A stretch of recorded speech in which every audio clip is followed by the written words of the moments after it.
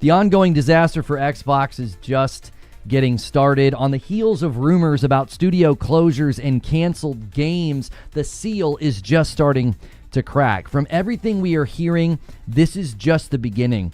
Not only that, based on one already confirmed studio closure with others on the way, it is very clear no one is safe. And obviously in the wake of all of this, we're hearing rumors and leaks at a breakneck speed. Sneakers SO, the insider who basically leaked every major Xbox change before it happened, is saying some pretty shocking things. Mag, middle-aged gamer guy, received an email from somebody in Xbox leadership who feels Xbox fans have a right to know what's really going on. Matt Ball is already replying to one of the bigger rumors that I covered just last night in an upload. So in a similar way to how the ABK trial took over the news cycle, I anticipate this story being an ongoing and developing situation. So I'm going to do my best to pull out what I feel are like the big highlights and things that have actually happened, while also looking at some of the rumors and the worries that are mounting. I'm also going to make a pretty strong case as to why I don't really believe anything that is being said by anybody from Xbox at this juncture. They are publicly contradicting themselves and saying things that don't line up. Even the very strong claim that Matt Ball has made just this morning, I don't believe him because it is at direct odds with something that Asha Sharma said, and I'll walk you through that. It is a direct contradiction, and it's something that I just flat out do not think can be claimed with the assurity that it is being claimed. So if you are watching this later and you like my content, remember to hit like. That helps me out. Subscribe to the channel. That's free. If you want to support directly, help us with our member goal, click join, and for $5 a month, you can get into our Discord and be part of the green room, which we do at the end of every day. You don't get to see that if you're not a member. All right, so let's get into this one. If you thought the bad news for Xbox was picking up speed, yesterday, the pedal found a way to get even closer to the floor. With rumors of impending layoffs and potential studio closure, many were speculating who would get the chop. Well, one of the already confirmed closed studios will shock you given the timeline, but worse than that, it's clear from how this is playing out and from what we're hearing from folks in the know, nobody is safe. No developer is considered safe and worthy of protection. So in case you missed it, the big news that broke yesterday is that Ninja Theory is closed. And yes, I was extremely angry about this. Given the timeline, it is absolutely absurd how this developer has been treated.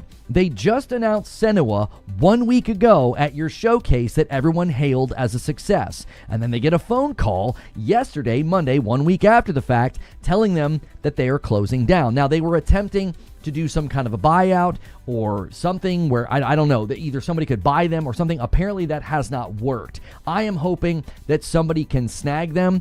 I don't think the economy, however, right now is great for studios to be purchased. I think everybody's going to buckle down. Everybody's lowering their spending, but they have so much pedigree and talent. They have an amazing capture studio that was built, and I don't know if that's going to drive their operational cost too high for anybody to want to purchase them, but the way they were describing SENUA, I am so genuinely devastated to hear about Ninja Theory. They are one of my favorite developers, even though they disappointed me with Hellblade 2, and I thought they leaned too far into the motion capture. The way they were describing SENUA felt like a direct lesson, and that they had learned, and they were going to go more in the direction of like an action game. They were going to go more in the direction of a game where you were doing combat. So this is absolutely grimy. This is right on brand for Xbox to put something into a showcase and then cancel the game and shut the studio down just 1 week later. They used the trailer and they used the company to foster excitement, and it was all smoke and mirrors. This is just one piece in a long line of pieces that to me makes this brand completely untrustworthy and probably not even worthy of your money. We're also hearing that Compulsion, Double Fine, and Arkane Lyon are all in jeopardy. Arkane Lyon, you may know, that's the studio that's working on Blade. Compulsion is the one that shipped South of Midnight, and Double Fine just recently shipped Kiln, and before that they shipped Keeper. These were games that were praised as being unique and special and more artistically driven. Apparently, all of these studios are in jeopardy. Both Compulsion and Double Fine are allegedly in active negotiations with Xbox. We're hearing from folks in the know that Arkane Lyon is actually very close to just being closed down. Multiple sources have claimed that. Apparently, according to the email that Mag got, Blade just didn't feel very good, and the studio is probably in trouble. Now, in the wake of all of this, we're also hearing that the Black Ops 7 team will be held accountable. They're going to see downsizing. Halo and the Halo team is not safe. Fallout and Elder Scrolls are allegedly not even being considered for exclusivity. The Helix is being rescoped and even pushed back with respect to its release date. And there are even rumors from a reliable leaker that they are already discussing how to reverse course on exclusives. Now, this prompted a response from Matt Ball. I ran a video last night. Why? Because Sneakers SO has been incredibly reliable. Like, he basically leaked every major change that Xbox did, all right? And like they've done in the past, they push against something that was never claimed, and I think this is all part of Microsoft's strategy to confuse everybody. Now, track with me here. Matt Ball says the following. He says, these rumors are false. Gears of War E-Day and Clockwork Revolution will stay exclusive. There are no conversations and have been no conversations to reverse course. And as we said last week, players can continue to expect signature exclusives from us every year. But that's not what Sneakers SO claimed. He never claimed they were trying to reverse course on Gears of War and Clockwork. This is what Sneakers actually said. Quote, I know they are under no illusion that the entirely fan service pleasing exclusive talk was nothing more than a show for convention season. Already there is talk about how to reverse course on it. Now, grammatically, what Sneakers is saying is they're wanting to reverse course on exclusivity as a decision or a talking point. He's not saying they want to reverse course on Gears of War or Clockwork. Matt Ball is making a sweeping claim. According to the email sent to Middle-Aged Gamer Guy to Mag, the claims that there was no work done on Gears of War E-Day for the PlayStation 5 port, that's totally false. The claims that this was not a last-minute decision, that's allegedly totally false. So I'm sorry, I do not believe a sweeping claim like this. You made a very last-minute reactionary decision to bring back console exclusives, and the decision is allegedly so final and so permanent that you're going to claim there are no conversations, and there have been no conversations on reversing course. Listen, this is not how business works. This is not how business decisions are made. They are never this final. There is never this level of finality to decisions like this. There have almost assuredly been conversations about adapting the plan, reversing the plan, or modifying the plan. Now, why do I know this? Well, because contingencies and audibles are always discussed. If this doesn't work, Asha Sharma herself said they will, quote, look to try and do more exclusives in the future if and when the business is healthier. This means this plan is not locked in, it's not written in stone, it's not permanent. It's contingent on other factors. So to baldly claim that there have been no conversations about reversing, there haven't even been a single one, this is an absurd thing to claim. And to be quite honest, I don't believe anything Xbox says at this point. They said Starfield was not a timed exclusive. That was not true. They said just 4 games. They announced a new SENUA game and closed Ninja Theory 1 week later. They finally showed a Perfect Dark trailer and canceled that game 1 year later. They showed a State of Decay 3 trailer 6 years ago. It wasn't even made by the studio. It had elements in the trailer that aren't even going to end up in the game. They had a Series S trailer that was so misrepresentative of the product, they had to set the video to private on YouTube. They are a company and a brand with a history of lying. They say whatever needs to be said in the moment, because Asha said the plan is the plan until it's not the plan. So their assurances about exclusives are about as good as any of their other hollow and false assurances that they have given the public over the years. Lest we forget, Sneakers SO leaked basically every major Xbox change over the past few years, and it was always dismissed. It was always claimed that it was made up, it was fake, it was not true, and then it all happened. Just this year, He said massive layoffs were coming, and public assurances were made by a Microsoft employee, of all people, that no layoffs were coming. And the pattern is so painful, it hurts at this point. We are told this is going to happen. Leaks hit, and then we're given public assurances that, nope, that's not going to happen. You can count on this. You can trust us. And it's never true. Xbox gets you to look left, and then they go right. They have mastered the Kansas City shuffle. I talked about this yesterday. They get everybody to look left, and then they go right. They got everybody to celebrate console exclusives, and now that's all we're going to focus on, to hide behind that instead of what's actually happening to the brand.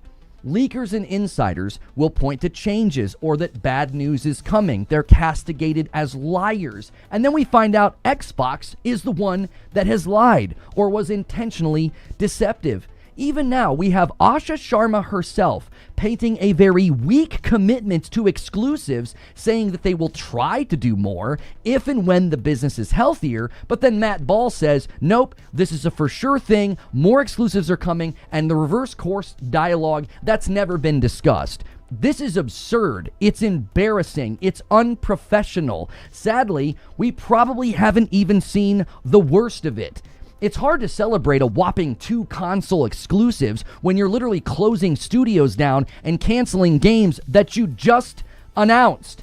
And just a little side rant for all the Xbox fans who are acting like Ninja Theory deserves to be shut down. When I was critical of Hellblade 2, I was constantly told that I was being a hater, and it was an Xbox tax. And the game was amazing. It was Game of the Year worthy. And now, like Clockwork, the disloyalist self-report of, well, Hellblade 2 was trash, and good riddance, Ninja Theory. I was thrilled when I read the vision for SENUA, because it sounded like a sharp pivot from what we saw with the mistakes with gameplay and too much motion capture in Hellblade 2. It honestly read like a course correction. I really hope they get scooped up, while the rest of you turn your back on them and act like they've been crap all along. You know who's been crap all along? A tribalistic fan base that refuses to buy games and celebrates games as if they're amazing, but when the studio gets closed down, they were bad the whole time. No, you've been bad the whole time. But if there's one thing console tribalists have taught me these past few weeks, y'all ain't loyal. You let them throw Sarah Bond under the bus, and she was blamed for the Xbox Everywhere strategy. Now you want to blame the entire brand's fate on Phil Spencer while hailing Asha as your queen. Well, your queen is about to look like a Bloody Mary queen and not a saint or a savior. And look, none of this is her fault, and not all of this is Phil's fault. It's not even all Satya's fault. This has been a long line of bad decisions and overspending that has led us to this point. And the worst part has been having to listen to tribalist nonsense about how the brand can do no wrong and they're profitable and Game Pass is amazing. And then when it all falls through, you're like, well, take Call of Duty off, take exclusives away. It's Game Pass's fault. It's Sarah Bond's fault. It's Phil Spencer's fault. Yeah, Ninja Theory was always a bad developer. Hearing from you alleged fans has been the worst part of covering this news. And what's even worse, this is a snowball that's picking up speed. Market conditions will likely be the excuse that many people give as a hand wave to just claim that, well, everybody's having to do this. But the truth is, the market conditions are simply a compounding effect on a horribly mismanaged gaming division. Xbox's problems and Microsoft's problems are their own. They made this bed, and the current state of the market is just making their problems worse. The market is not the cause of all of this. It's simply adding to the burning fire. So for now, studios, devs, employees, and gamers, buckle up. The bumpy ride is just beginning, and it will very likely get much worse before it even begins to look better. But those are just my thoughts. And now I want to hear your thoughts, because I'm so angry. I am furious when I saw the Ninja Theory news, and then I gotta hear from alleged Xbox fans about, like, yeah, Ninja Theory always sucked. They were a bad developer and their game sucked. I thought the game was amazing. Like, when I was critical of Hellblade 2, I had to constantly hear from people about how it was amazing. And it was like, what are you talking about? They made mistakes. They went in the wrong direction. SENUA genuinely sounded like a course correction. It did. It was like, oh, wow, they're going to get back to action roots, to gameplay roots. This sounds fantastic. And after you announce their game, you shut them down. And your fans are just right there, willing and ready to swallow the BS and be like, yeah, well, Ninja Theory sucked anyway. Jiminy Christmas. I'm hot, boys. I'm hot. I'm so mad. I was like, you've got to be kidding me. You got to be kidding me that you just announced a game. Who does that? We thought Perfect Dark was bad. Like they showed, we finally get to look at Perfect Dark, and then a year later they're like, "Now we're canceling it, and the game, and then the studio's gone." And it's like, what? This was a week. This was 1 week, and then you have the gall. You have the gall to walk into the market right now and say anything. We don't trust you. We don't. You're probably the most untrustworthy brand in the market. I don't trust a thing you say. Oh, there have been no conversations about reversing course on exclusives. Then why is Asha Sharma's commitment to it so weak? Why? Why is their commitment so weak? If it's guaranteed, if it's locked in, if there hasn't been a single discussion about reversing course, do you want to know why I don't trust that? That's not how businesses talk. There's not a person at Microsoft or Xbox who's like, no, this exclusives plan, this is locked in. We're not moving. I don't want to hear a single word about reversing course. I don't want to hear a single conversation about reversing course. That's not how businesses operate. There's always contingency plans. There's always audibles. There's always what ifs. There's always like, hey, we'll do this for as long as it's profitable. Nobody frickin' talks like this in business. You're like, there hasn't been any conversations. What did he say? He's like, there are no conversations and have been no conversations. I'm like, how could you possibly say that? How could you say that? Asha Sharma literally makes it sound like, I mean, yeah, if we get healthier, we'll try to do more. That doesn't sound like it's a guaranteed locked-in thing. And you think we're that stupid that we're supposed to believe this wasn't a last-minute decision, and you have the nerve to tell the public, yeah, we weren't working on a version of Gears for PS5. Oh, really? You just had end cards with the PS5 logo? Was that an oops-a-daisy? Was that a fake mock-up? Was that somebody trolling? Like, there is no reason to trust this brand. They lie. They have lied countless times. There's no reason to trust them.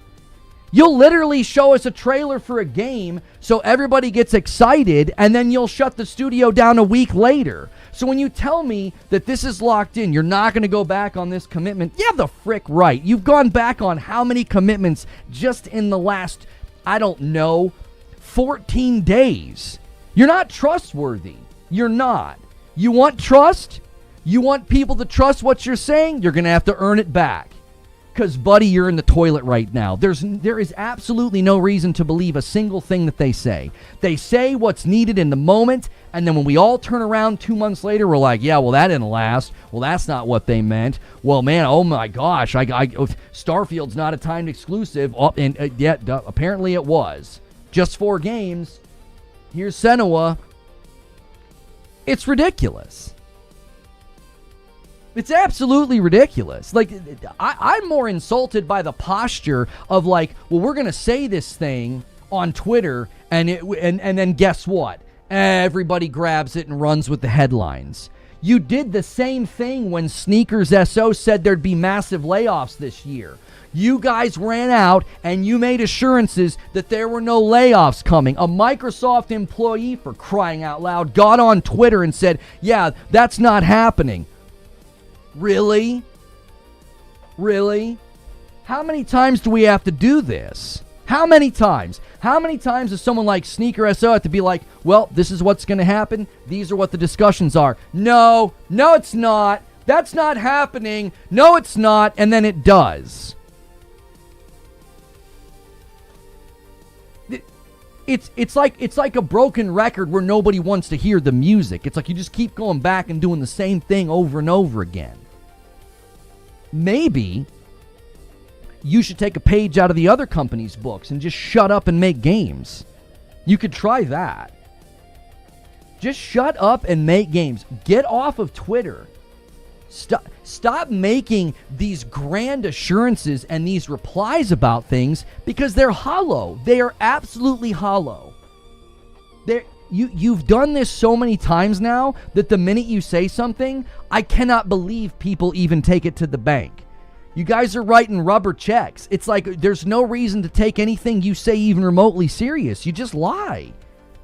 You guys have lied this entire gen. From the Series S marketing to just recently, just last week, you showed us a trailer for a game from a studio that you knew you were closing.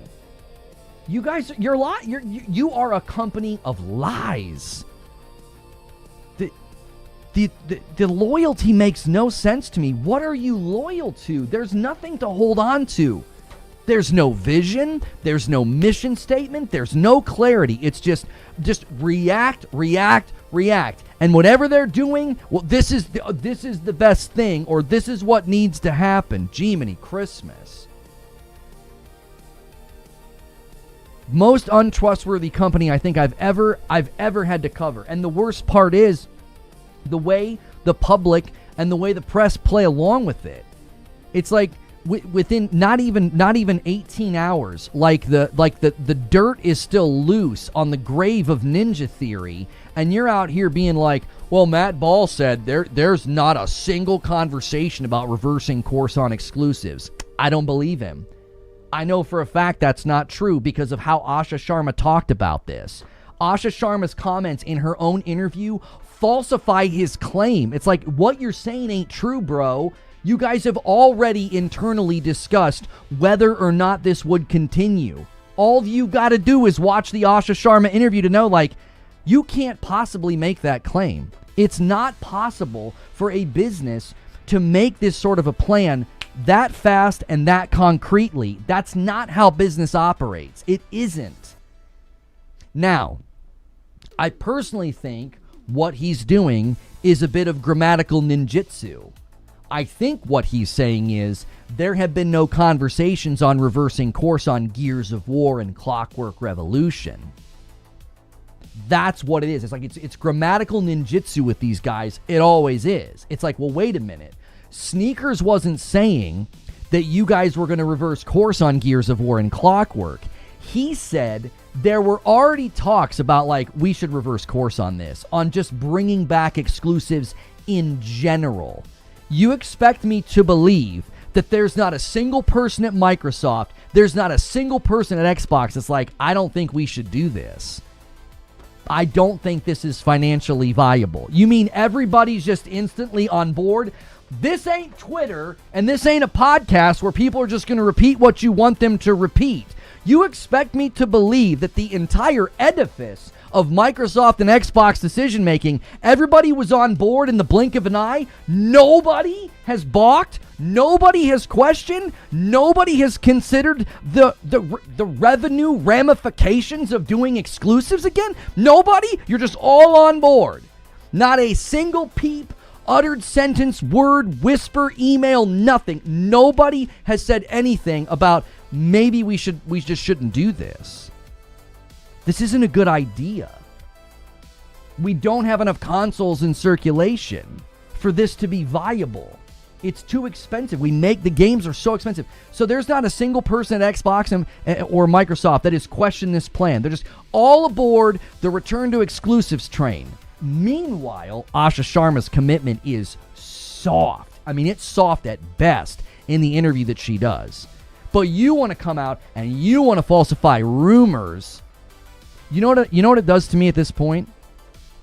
It makes me believe the rumors more. It makes me believe the rumors more. They tend to respond to this sort of thing when it's true. That's when they respond to this sort of thing. They don't respond to these things when they're false. Like, it just gets kind of ignored. We've seen some crazy rumors over the years, right? They've responded to these things, and every time it's like, that's damage control. You don't want people to think this is going to happen, which means I have more cause to believe it now. Like, I don't know.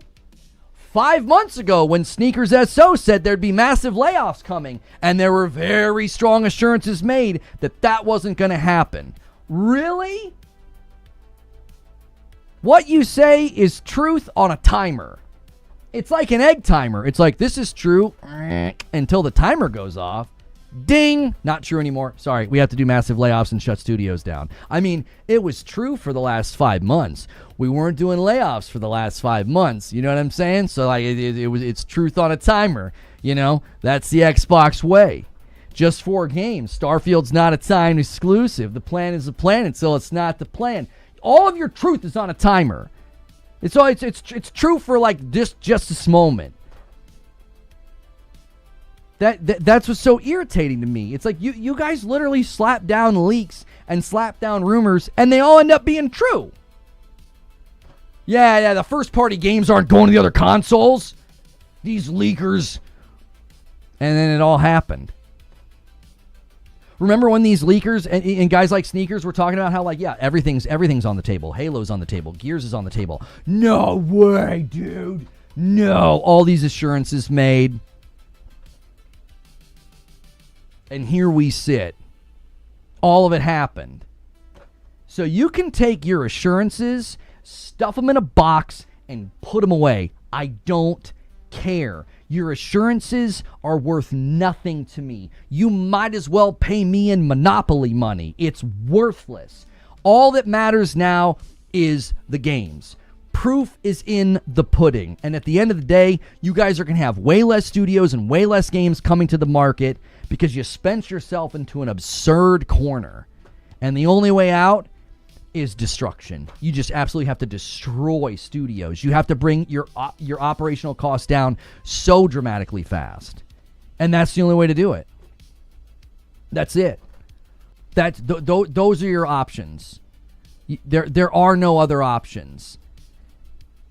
Which is why I think we're just seeing the beginning. I think there's so many studios that are likely on the chopping block. Like we're getting like a glimmer of what's going to happen. That's it. That's all we got. Well, okay, so currently some are in like negotiations, right? We have no idea what's going to come of that. The hope would be that enough of these studios could either spin off independent or get scooped up. But the market's terrible right now. This is one of the worst times to try to buy a studio. Everybody's trying to lower costs. PlayStation is going to do layoffs. Don't sit here and act like that. The Team Blue is going to dodge this. They're not. They're going to do layoffs. So they are not in the market to come buy a studio, because Ninja Theory would be a perfect fit. They would. Ninja Theory would be a great fit. They'd be like another Housemarque.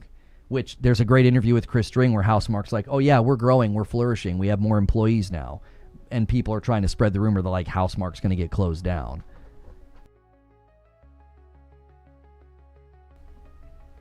There's a whole thread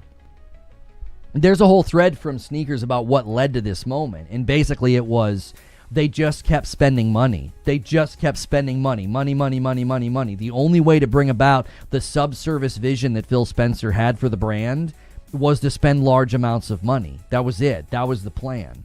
No, we're not going to spend large amounts of money on shoring up talent, bolstering studios, and setting up our studios for success. They just went and bought a bunch of stuff because they really did. They thought ABK was going to solve their revenue problem, and they thought ABK was going to solve their subscription service problem. They thought a bunch of people were going to sign up. You talk about absolute foolhardy delusion to think that, like, well, people keep, buying and canceling Game Pass, and we've kind of plateaued. Well, I know what the solution is. We'll just give people more games on the service. You're not going to change the behavior with more games. You know what I think they bought into? I think they literally bought into the delusion that, like, cadence would solve all their problems. Do you remember when I said that cadence was all they focused on? Cadence over quality. Why? That was the only way to keep people on the subservice. Because if you have a slowdown in cadence, guess what people do? They're going to unsub. They're going to be like, well, I'm just going to wait for your next big game. I'm going to unsub and wait for Call of Duty.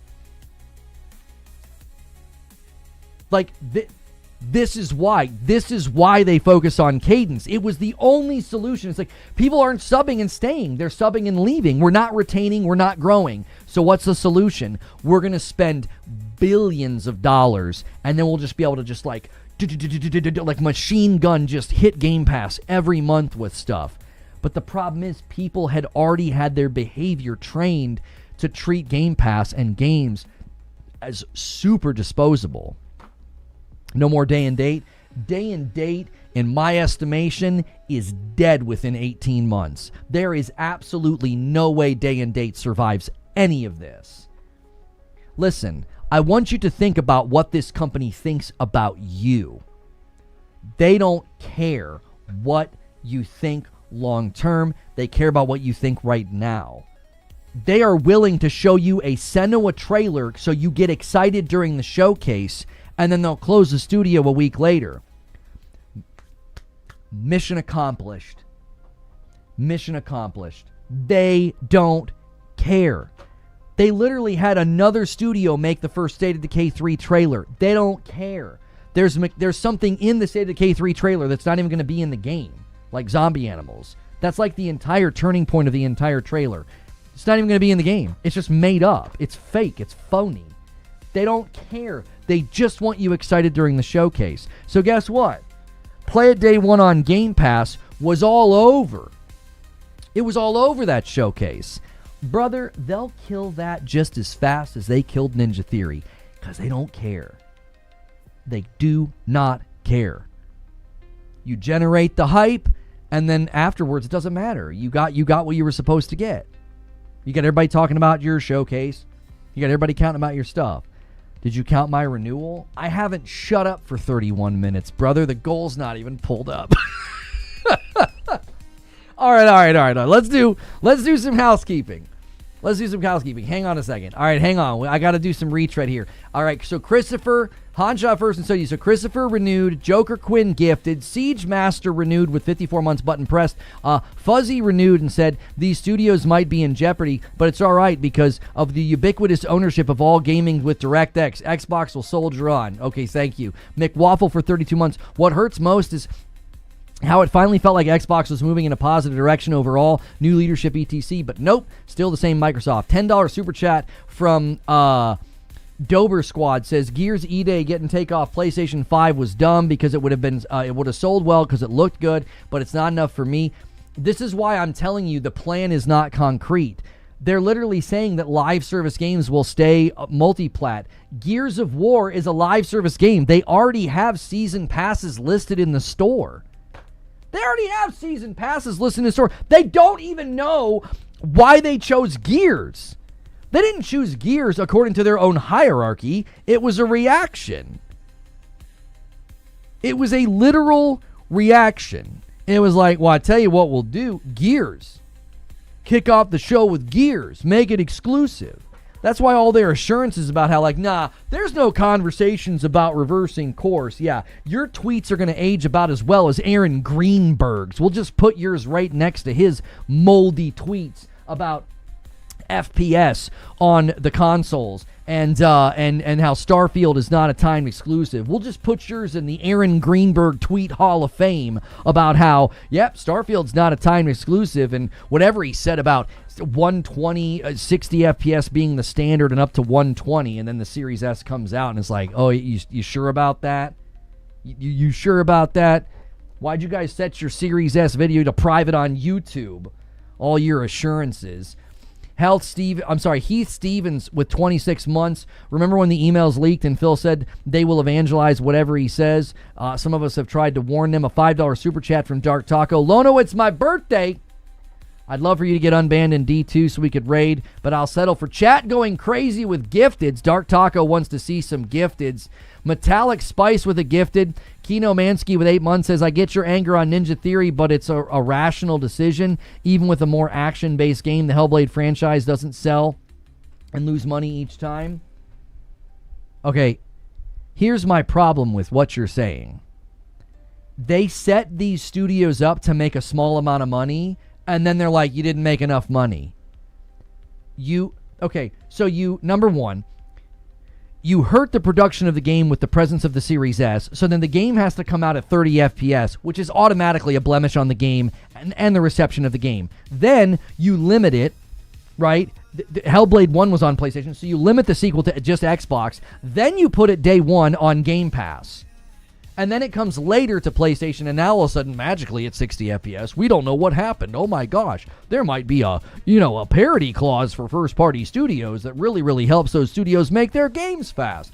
So I wonder why they didn't generate enough cash. You elongate the development pipeline by making them make the game for the Series S. Then you limit it to your embarrassingly small hardware footprint comparatively to PlayStation. It's embarrassing. You're a third of the size. That's a joke. So you make it take longer, you shrink where it's going to land, and then you put it on Game Pass day and date. If the plan was any dumber, you wouldn't even be able to say it. It'd be intelligible. You'd be like, that was so dumb, I don't even know what you said. It's dumb. It's a dumb business plan. And then you're going to turn around and be like, I can't believe these games didn't make money. It's unbelievable. We made development take longer. We limited the footprint. Our hardware saturation's terrible. And we put it day one on Game Pass so people don't have to buy it. Where's the money? Guess it's time to cancel and close another studio. Good job. Good job, Xbox. What an amazing strategy you have. It's just phenomenal. It truly is it's such a brilliant plan. It's just dizzying how brilliant it is. Good job. That's excellent. That's so good. I can't wait to see more studios close because you made it hard for them to develop their game with your dumb Series S choice, and then you limit the footprint to Xbox, which is way smaller than the rest of the market, and then you put it day one on Game Pass. And then you're going to turn around and scratch your noggin and go, I can't believe this game didn't make a lot of money. Meanwhile, folks are running narrative on Housemarque and Sorrows. It didn't sell enough. It underperformed. They just did an interview with Chris Dring, and they're like, "Yeah, we're growing. We're doing great over here." It's almost like when you foster talent and you trust a studio, and they make a great game, and it ships on your platform, and it aligns with their budget and their spending. Wow, the studio is healthy. It's like, gee, I wonder what that would look like. Foster an entire culture of devaluing games and then wonder why games aren't selling and making lots of money. It's truly bewildering. Sherlock Holmes couldn't figure this one out. A gifted member from Joker Quinn, Psycho Hex says, with 55 months, what's good, Hex? Microsoft doing Microsoft things. When will people realize they're the most evil of evil corps in the world? Now, I've got some people to thank over here on Twitch as well. I'm so sorry, Twitch, you're getting ignored. Juice with 4 months. And then 49 months from Giza. Thank you guys so much for those huge resubs. I'm just now getting to them. I've been in full-on rant mode. SENUA game on Showcase, probably bait for some potential buyer. That's like the best light you could view it in. Is like, well, they put that trailer in there so that maybe it would help Ninja Theory get scooped up.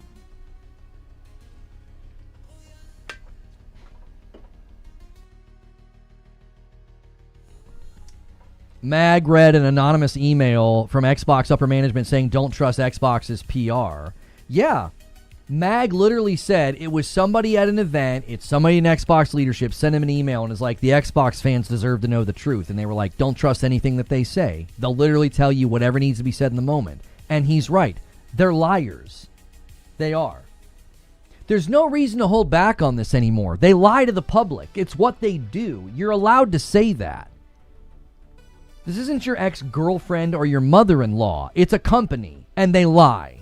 They have a pattern of lying. They tell the public one thing, or at the very least, they intentionally mislead the public with obfuscation and non-answers.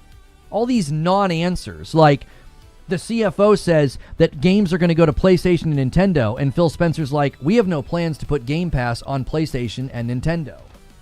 Kansas City Shuffle. Get you to look left when they're going right. Sneakers says, yeah, the exclusive thing was just for show. They're already thinking about how to reverse it. What's Matt Ball say? we're not reversing course on Gears of War and Clockwork Revolution. That's amazing, because that's not what Sneakers said. You've just falsified something that was never said. It's shadowboxing. It's like, wham, wham, wham. Yep, see, Xbox is strong on this. They're not reversing course on exclusives. It's like, well, no, that's not what Sneakers said. Sneakers comes out in the beginning of the year and says massive layoffs are coming. And what happens? Microsoft employee walks into the public and is like, this is false, this is made up, this isn't happening. They lie. They lie. It's a company that lies. That's their legacy. It's a legacy of lies. There's no reason to play nice with them anymore. They don't have strength in the gaming market. Stop being scared of them. They have no power here. They have none. They're a publisher at best. They need Steam, and they need PlayStation. They have no power. They have no leverage. Because the only way their business is sustainable going forward is selling big games like Call of Duty on multiple platforms. They have no power. They have no leverage. They are a failure. They are an embarrassing, abysmal failure. Stop holding back. They have no power over you. None. I know the events are fun. I know getting access to review codes is fun.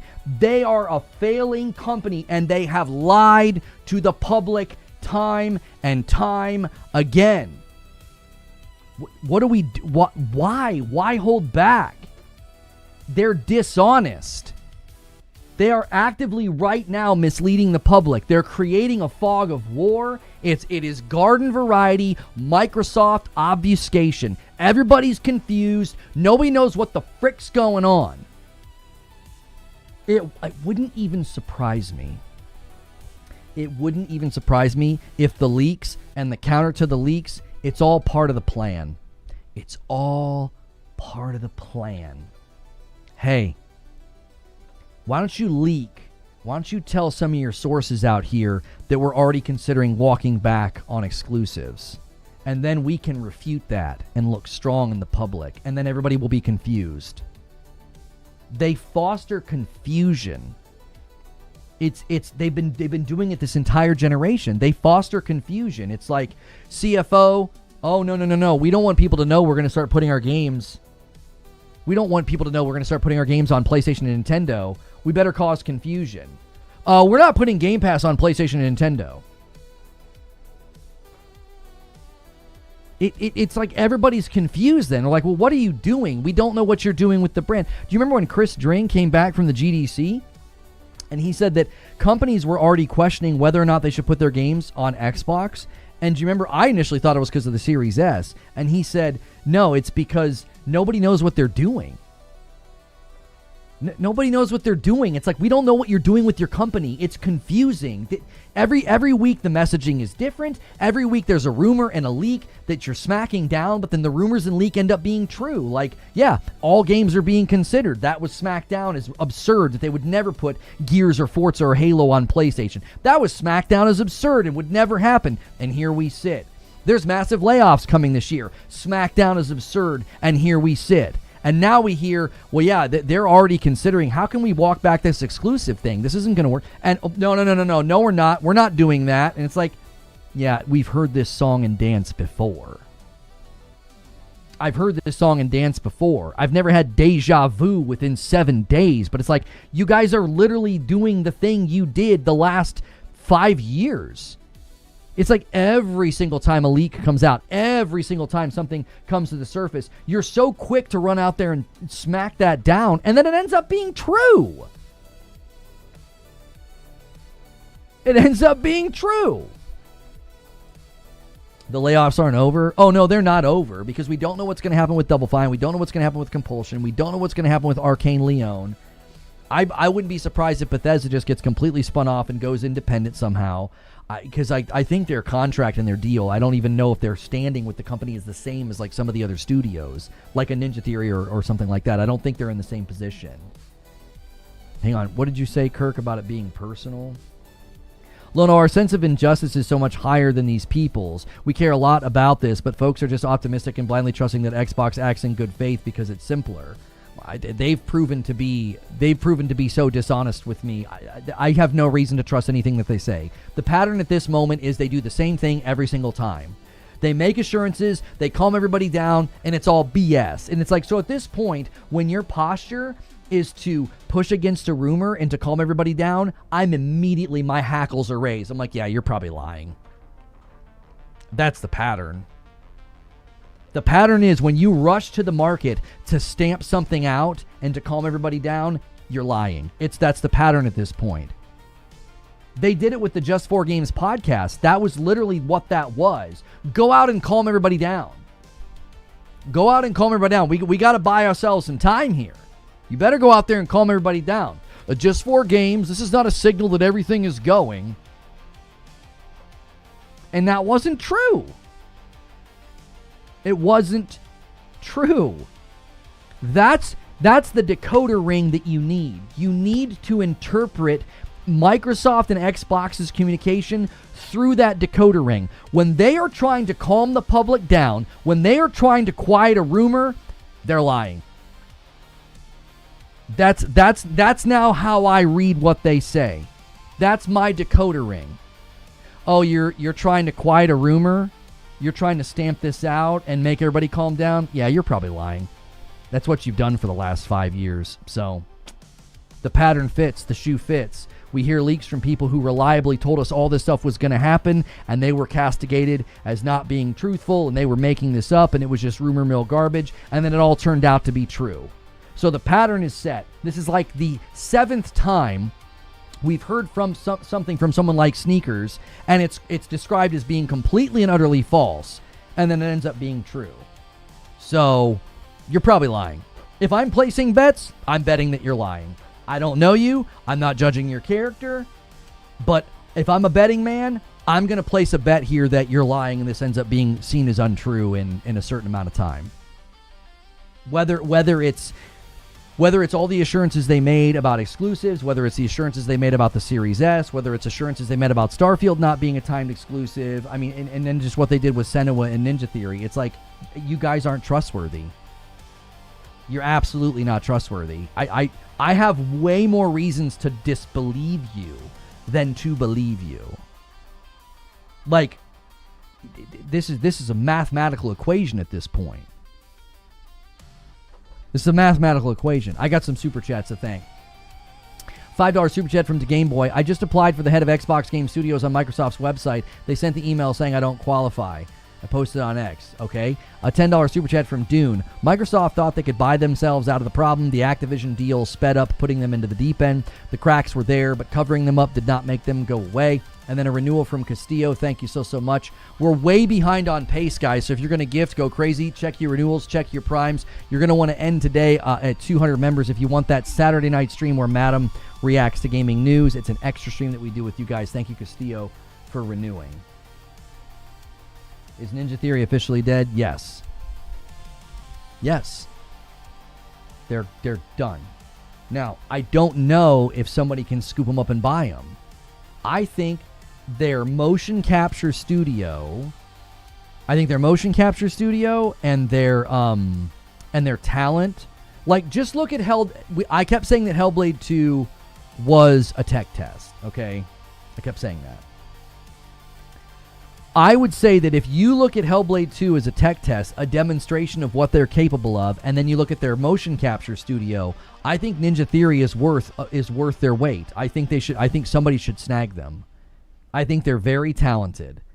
And I think they've got an amazing motion capture studio that could be licensed out and used by people. It doesn't always have to be used by Ninja Theory. There's value in having that. Like, letting that studio crumble is... I mean, it is malpractice if the gaming world doesn't find a way to save that studio. It's malpractice. It's like, what in the world are we doing? These guys were on the forefront of a lot of this stuff with mocap and facial cap and advancements with Unreal. And they've got a really, really good mocap studio that, again, you could use for other studios. There's a lot of value there.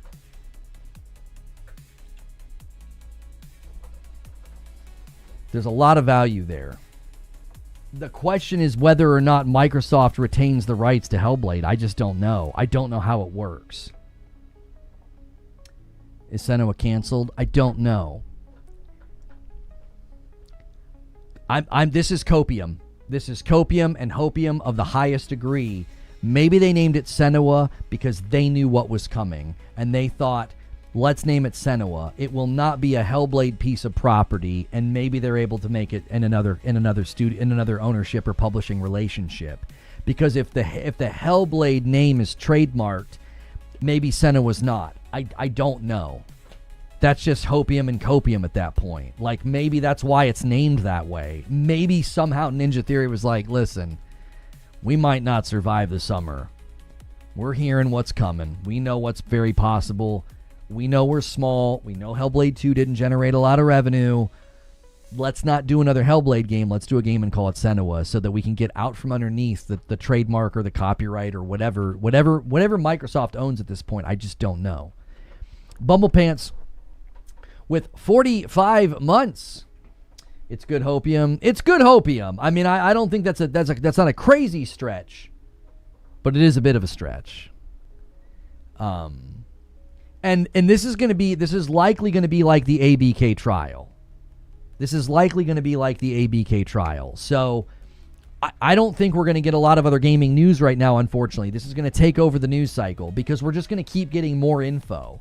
More studios are going to get closed. More layoffs are going to hit. This is going to come in waves. More than likely, it's going to come in waves. There's no way to hit this detonation button all at once. If they're going to hit every studio with at least some semblance of layoffs or reduction, and then they're also going to be shutting studios down, logistically speaking, you can't do that quickly. It's not possible. Like, physically, you're limited. Like, you can only type so many emails and make so many phone calls in a given period. Like, you know what I'm saying? Like, time and space is going to limit their ability to do this in a quick fashion. They own so much property. They own so many studios. This isn't going to be fast. Do me a favor, if you guys are watching on YouTube, hit that like button. Really strong turnout today. I'm not surprised. We went late. Sometimes my schedule might do that. So just be warned. A lot of you guys are here on the regular. I'm just letting you know for the foreseeable future, there might be days in the week where I got to go live at noon. Okay? I've just got some things moving in my schedule right now, and I hope that still works for you. I hope you guys can still show up to the shows. That's a great reason to be in the Discord, so you're not in the dark when that happens. You're like, what's going on? People in the Discord were informed. They knew. They're like, oh, he's going live at noon today. I'm actually very worried for Playground. I think once they're done with Fable, it may be curtains for them. That's the reality facing every studio that Xbox owns right now. As soon as they've made money off of you, they're not going to greenlight another project because that's just they're trying to take their spending down as much as they possibly can. I'll read it in a little bit. Because the way that people doubt sneakers is just bewildering to me at this point. It's like the man literally walked out and said there'd be layoffs this year, massive layoffs. Everybody said it was completely made up. And here we sit. And you're still going to go with this thing of like, well, someone from Xbox stamped that out? Sure. Okay. Anyways, he's got a pretty lengthy post about what led to this. What led to this? Game Riot says Cold Eastwood Elder Scrolls is exclusive. Read the room. I mean, the thing Mag read, Mag is claiming he got an email from a leadership person at Xbox who's not public, and that person's like, the Xbox fans deserve to know this. I trust Mag. And it's like, no, they're not considering making Fallout and Elder Scrolls exclusive. No, the property's too big. They would never consider that. They know how much the property would sell on PlayStation. Starfield charted on PlayStation, and it took like 3 years to come to PlayStation. And it doesn't even have a good user score on Xbox or Steam. It's not even in a great standing, and it still sold well. Imagine, like, a really good, well-built new Fallout or Elder Scrolls or something. I usually show up at noon anyway, and it's lunchtime for a lot of people, so it's cool to jump on at the head of the show. Yeah, maybe this will line up for more of you. I don't know. If you like this time slot, if noon works for you, hey man, hit subscribe, hit the bell button, come back on another day, consider clicking join. It's $5, whether you do it on Twitch or YouTube. It's $5 for the entire month. You spend it once, and then you get the whole month, and you can get into the Discord for that whole month. Mag has no benefit to lying about that. I 100% trust him. I especially enjoyed this because Mag DM'd me, and he says, you're going to want to watch this segment. And I was like, okay, so I go and watch the segment. And I just love knowing that I've given so much trauma to some of the strongest Xbox fans. There were people in the chat saying, it sounds like Reforge wrote this. And I was like, I've hurt some of y'all so deep that when Mag reads an email from an alleged Xbox form of leadership and that person saying things that you don't want to hear, you're like, this sounds like Reforge. I was like, I take that as a compliment. Thank you. I've hurt some of you so deep in your soul that the minute you hear something that's not good about Xbox, you're like, this sounds like Reforge. And it's like, oh. I've given some of y'all straight up trauma. You hear that, you're like, this sounds like Reforge, man. Why are you saying this stuff? This sounds bad. It is bad. It's all bad. What did Mag say exactly? Okay. Basically, this person said, do not believe anything they're saying right now. They said that when they're out here claiming it wasn't a last-minute decision to pull Gears and that, they weren't working on Gears for PlayStation, this person says that's a lie. That's not true. We all know that. We can see the evidence with our eyes. That's why I don't know why they're out here lying on Main Street about it. Why? Why are you lying?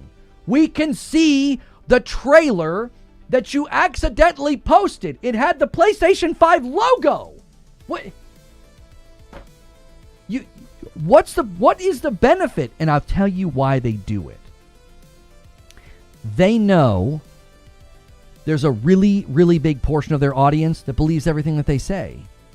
They'll go like this, la la la la la. They'll ignore the logo. They'll ignore common sense, and they'll say, "Nope, I trust them. I trust Aaron Greenberg. I trust the coalition when they say they weren't working on this. It was never a part of the plan, and it wasn't a last-minute decision." Wait, aren't those things contradictory? Wait a minute. It wasn't a last-minute decision to pull it from PlayStation, which means there was plans for it to go to PlayStation. But you're saying there were no plans to bring it to PlayStation. Oh, wow. It's almost like you guys are liars. You're saying things that are mutually exclusive. So it's both not a plan, it was never planned, and yet it also was a plan because it wasn't a last-minute decision. So which is it? Pick one. They don't care. They don't care. It is not a priority for them to be truthful and honest. They will literally say, this was not a last-minute decision. Okay, so you just confirmed it was planned to go to PlayStation, and at some point you made the decision to not do it. But then you have people over here saying it was never planned to go to PlayStation. One of you is lying, or maybe both. You're not telling the truth, because you're both saying things that can't both be true. It would be like telling my wife, listen, it wasn't a last-minute decision, but our plan to go to Florida, we're not going to Florida now. And then if I went to my kiddos and said, we were never planning on going to Florida, well, I'm lying to somebody. Right? There were clearly plans.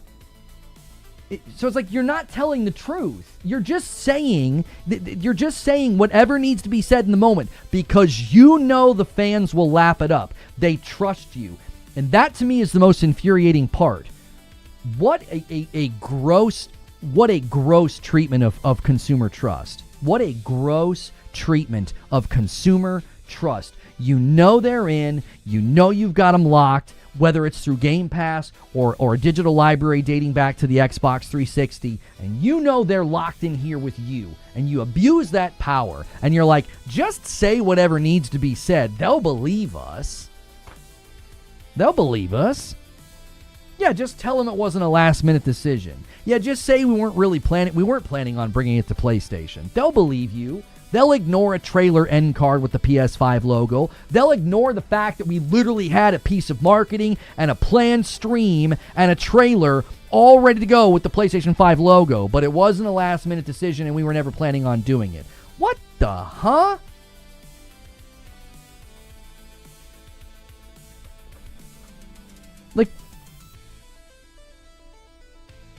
Like what are you even saying? You're saying things that can't be true. They both can't be true.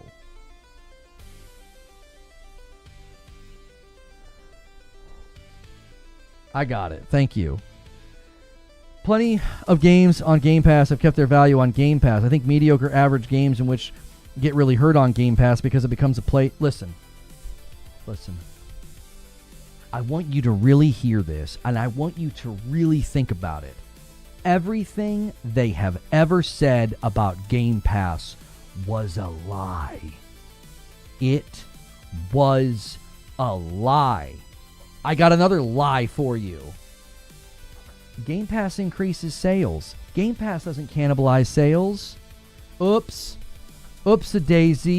The FTC trial, their own internal documentation claimed the opposite. And it was cannibalizing sales. They are liars. They lie. They literally just kept running with that narrative. Oh, no, yeah, games on Game Pass. No, yeah, it doesn't cannibalize sales. It increases sales. Lie. Not true. FTC trial, their own documentation. Yep, Game Pass has a cannibalistic effect on sales. Oh, my gosh. Do you mean to tell me the subservice that sells people on the value of not having to buy games is having the result of people not buying games? I can't believe it. The literal thing that you're selling people on, they're cashing that. It's like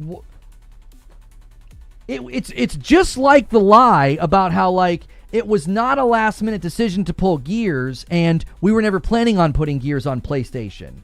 What you're saying doesn't make sense.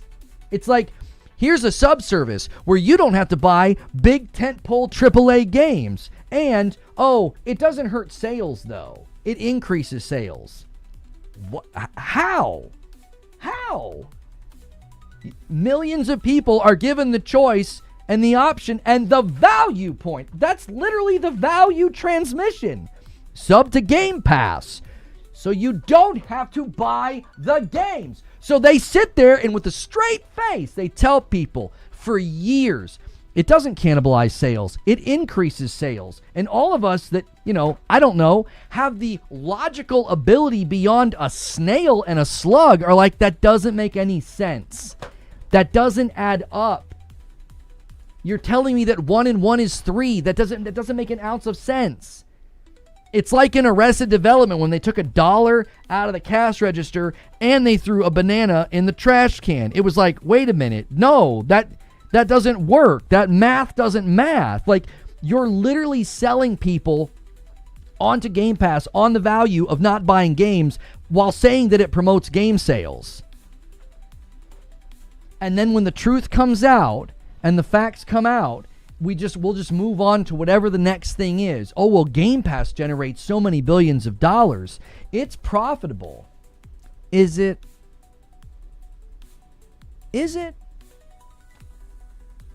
Where do you see this post that Sneakers made about about how they were packaging things to make things look better than they were? Oh, it's a doozy. It's a doozy. There's a lot of money in the banana stand. That's right. No. The line was, there's always money in the banana stand. There's always money in the banana stand. Oh, what a good bit. That was one of their best bits. You did what? You did what? I'll kill you. I will kill you. That's such a good show. Oh.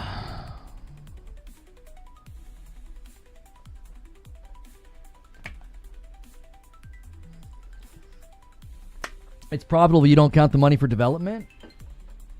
That was another piece of math that never made any sense to me. I'm like, this math doesn't math. All of like the pro Xbox talking heads were really big on like, it's too expensive to make games now. We have to put games everywhere. They all got on board with that idea. Like, they don't like exclusives anymore, and gaming is too expensive.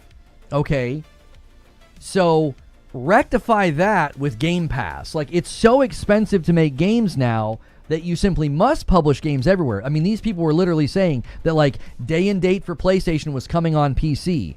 There's an email where Phil Spencer literally says that, like, eventually Nintendo's going to see that their future lies in their games being everywhere. And it's like, you know better than Nintendo? How you feeling about that right now, Phil?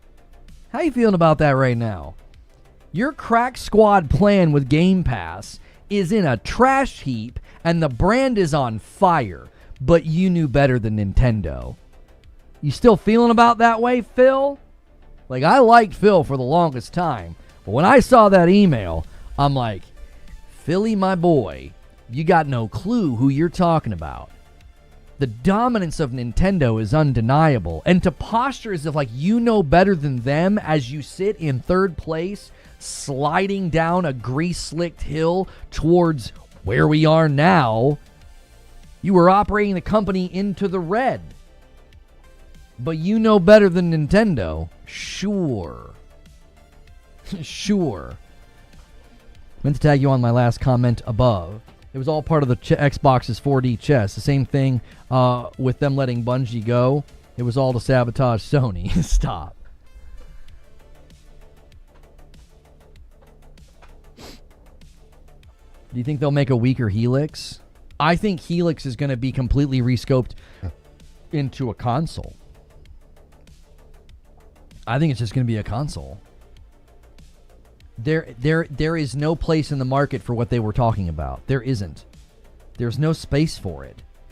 What? No, a PC hybrid that's going to easily be over $1,000 to $1,200? What? No, there's no room for that in the market. Who's going to buy that right now? The market shifted so fast on hardware. Number one, I think that killed Helix's plans. So at some level, that's not their fault. Okay, that's not their fault. The market shifted. I'm never going to sit here and hold the future of Helix like down to like their bad decision making or something, because some of that is contingent upon the market. The market shifted underneath everybody's feet. All hardware plans are in flux. I've been hammering away at like everything they did leading up to this point. Prior to the RAM crisis, it was like, no. Everything Xbox did in the Xbox One era, and then from 2020 to 2025, 5 years of just terrible decision-making and lies. And it's like, no, there's no reason to sugarcoat this anymore. You guys made a bunch of terrible decisions. You were spending more money every single quarter, every single year, just burning through cash, and it didn't work. And the whole time you were telling people that you were profitable and it was working, and you were repackaging the numbers to make yourself look good to Microsoft so that they kept buying it. And then eventually Amy Hood walks in the room and Satya starts to look with a little bit more of a critical eye, and they're like, yeah, this is over. This is done. We have a $5 super chat from Glassdoor. Nothing Xbox does is going to change their trajectory as a brand. They are not that company, and who is going to invest in their money with this turmoil? And then a $5 super chat from Draco. Helix is going to be a laptop performance inside of an Xbox, and I'm buying it. Plus free online multiplayer that's coming. Doubt. Press X to doubt. I doubt all of that. Michael Dorsey with a 10 bomb says, let's get the members going, boys. Jiminy. That's a big one. Thank you, Michael. No more Halo on PlayStation? Oh, I don't believe that for a second. I don't think there's a single piece of their property that they can afford to shrink down and make an exclusive. I just don't think so. I don't. Do you want to know what I think is possibly behind all of the very strong assurances they're giving us? That is the current plan, and that is the current view, And then none of this is going to matter when the division is nice, small, lean, profitable, and then they can sell it to somebody else or spin it off into its own subsidiary. And then all new leadership will come in and they'll be like, yeah, none of that stuff's happening now. Yeah, that was the previous administration. That's how they're going to treat this. They're going to treat it like that. They're going to I'm telling you right now, that's probably what's going to happen. All these strong assurances, all these promises, well, the reason that they're hollow and the reason that they feel hollow is, number one, the pattern of dishonesty from the company, but they're also hollow because I don't even think the plan is to continue with like a traditional like presence in the market. They're gonna strip the whole thing down, turn it into a subsidiary with all new leadership, or sell it off entirely, and then it's gonna be like, well, yeah, no, that's not our decision anymore. We're not even in charge anymore. That's their baby. It's spin it off into a publisher subsidiary of Microsoft. That's all. That I feel like is their most. I feel like that's their most profitable future. Is they just become a publishing subsidiary of Microsoft, and you completely ditch all these other things. Yeah, according to Mag, Blade's been canceled, and that studio's likely gone. Double Fine may not make it. They're working on a buyout. Ninja Theory's buyout plan failed. Helix has been pushed back and rescoped.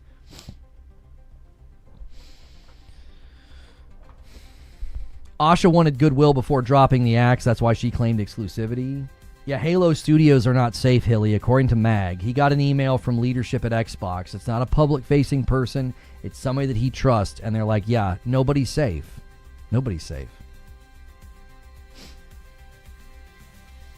Satya said it, though. YouTubers are monetizing Xbox better than they are. It's bad. Yeah, he basically said the quiet part out loud. He said the quiet part out loud. They've been subsidizing the brand. Satya is dad. Dad just walked in the room and said, listen, I've been paying for your small business, little Johnny, and I'm done. I'm not subsidizing your business anymore. Shape up or ship out. Like, I'm not doing this. Like, I know King David was joking around. He kind of said that. He said, this is dad saying you got to take care of yourself now. You got to stand on your own. That's literally what's happening. That's what's happening. They're looking at the brand now and saying, you have literally got to posture as if you can stand on your own, because if not, we're not footing this bill anymore. We're not seeing return of the investment. Companies of this size, they will throw money at something for a while. That sunk cost, they'll keep going. They hit the end of the road and it's like, no, we're not doing this anymore.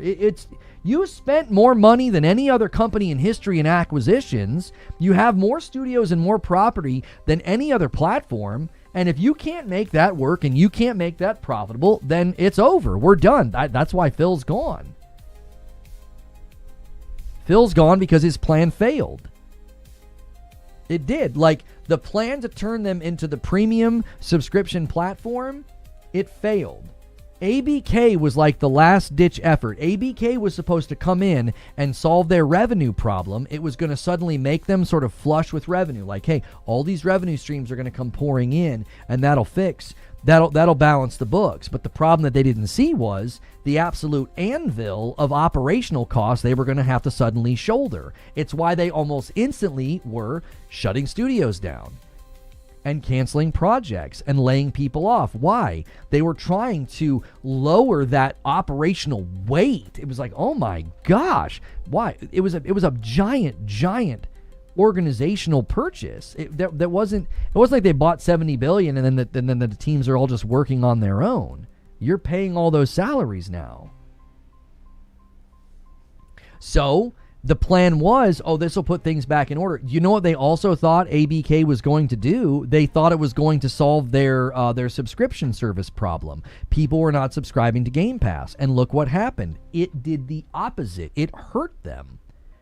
Putting Call of Duty on Game Pass lost them hundreds of millions of dollars. So what did they do the next year?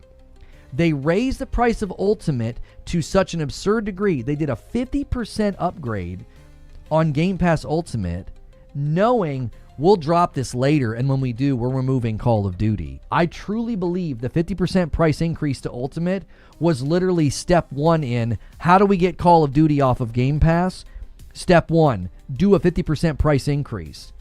That's step one. And it worked. The fans celebrated. They still increased the price of Ultimate by $3. So they got to they got to raise the price of Game Pass, and they got to remove Call of Duty, and they got their fans to celebrate it. The marionette work there is just, it's just pristine. That is just incredible puppeteering.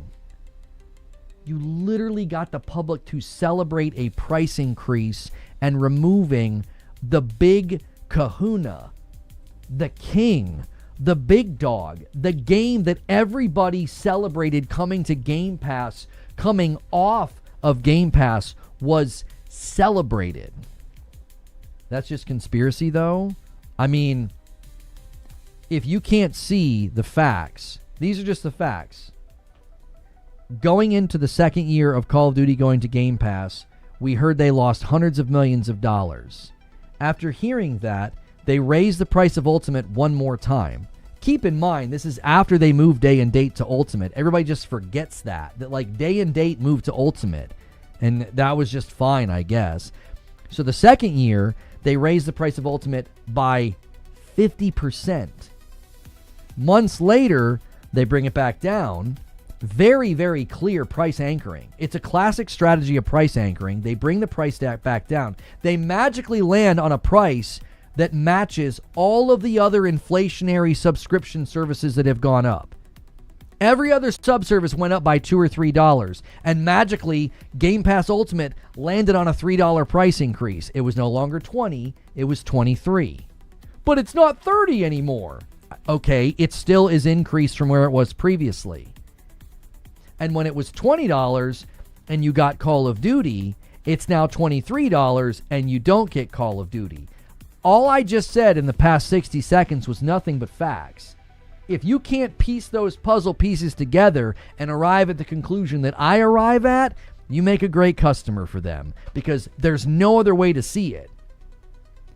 They clearly had a financial incentive to remove Call of Duty from Game Pass. They've literally said that to the public. They have said that. And when they do it, they just so happen to land on a Game Pass Ultimate price that matches the inflationary increases of all other subservices in the market. It's like a perfect bullseye landing. I don't know how else to see it. You can be like, well, that's conspiratorial. I feel like I'm just connecting dots. You know what I mean? It's like I got a dot. And when I draw these dots, oh, look at that. I got a nice straight line here. It seems pretty obvious to me. It seems painfully obvious.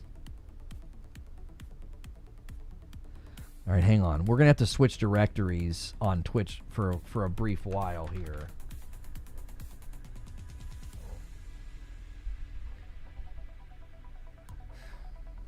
The facts are literally out in plain view. Yeah, you don't have to string them together like Charlie Day and It's Always Sunny in Philadelphia. You don't have to come up with some wild conspiracy theory. It's like they literally run, it's like they just run in order. It's like they lost hundreds of millions putting Call of Duty on Game Pass. They did a 50% price increase on Game Pass.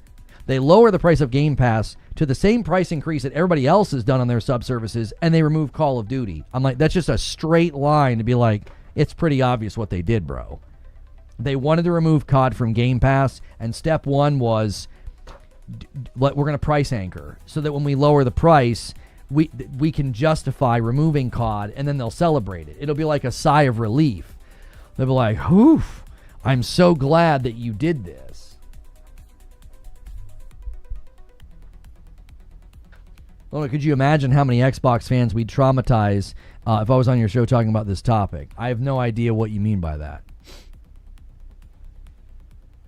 But they could have just not put COD on Game Pass in the beginning. Why would they purposely stunt growth on a model that needs consistent growth to just raise the price by $2? Jacob, I think that's a fair question, but I think you're ignoring the entire timeline I walked through. Now, maybe you missed it, so let me say it again. They thought, now this is according to Sneakers, but Sneakers has been hitting bullseyes on everything Xbox has been doing, and this is what he said. Phil Spencer and the team, they saw ABK solving two of their problems. Number one, it was going to solve a revenue problem from them. ABK generates so much revenue from Candy Crush to Call of Duty. They were like, this is going to be a huge influx of revenue.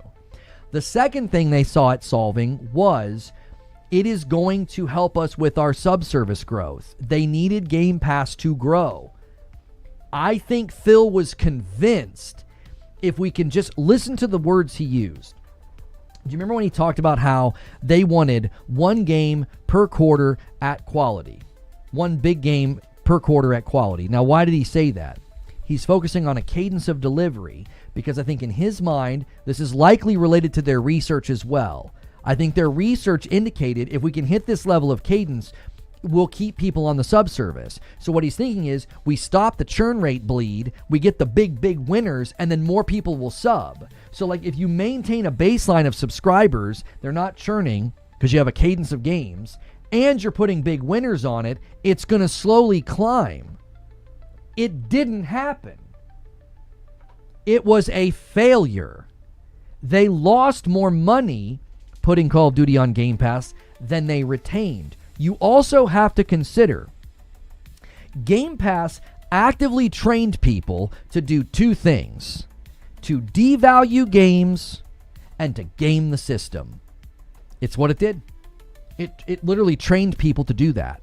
It taught you passively, intrinsically, to devalue games and also how to game the system. All you got to do is wait a couple of months, buy a month, play a bunch of the games, and then cancel. Or you just buy it when there's a game you're interested in. Oh yeah, that Call of Duty looks hot. Yeah, I'll take a $23 Ultimate subscription. Yeah, and then I'll cancel it a month later. I just got to play a mainline AAA huge budget game for $23. You might as well call that what it is. That's a rental. That's like when you go and rent a brand new movie on Amazon for $20 and then you don't actually own it, right? Like, but the difference here is they need money. They need the money. They need you buying the games at $70 and $60 a pop. They need that. So that's what happened.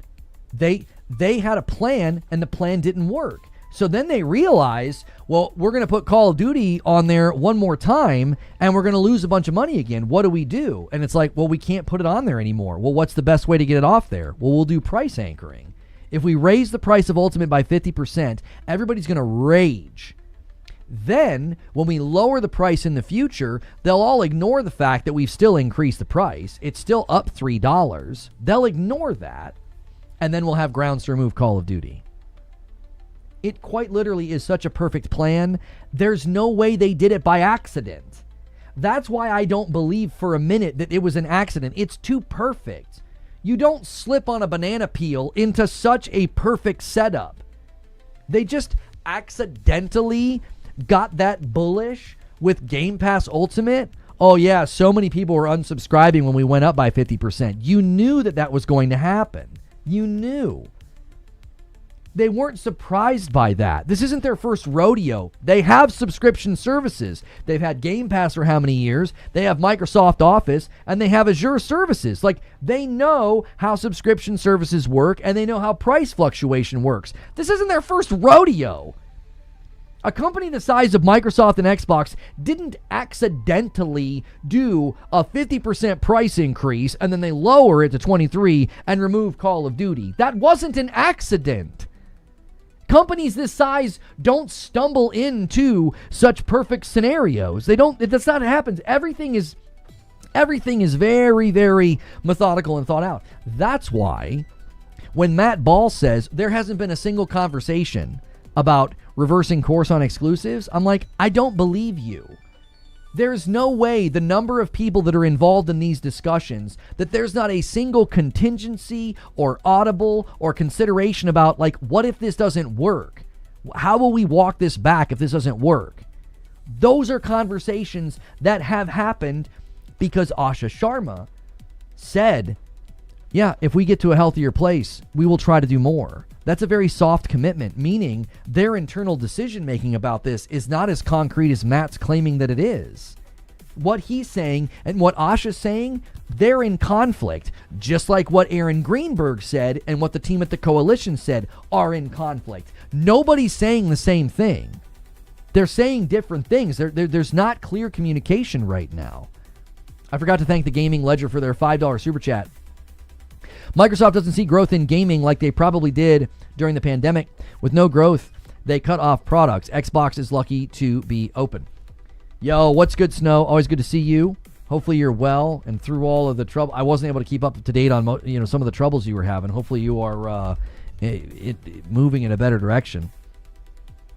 By the way, if you guys are watching on YouTube, very quickly, go crazy on the like button. Let's try to get to 400 likes. I appreciate you guys so much.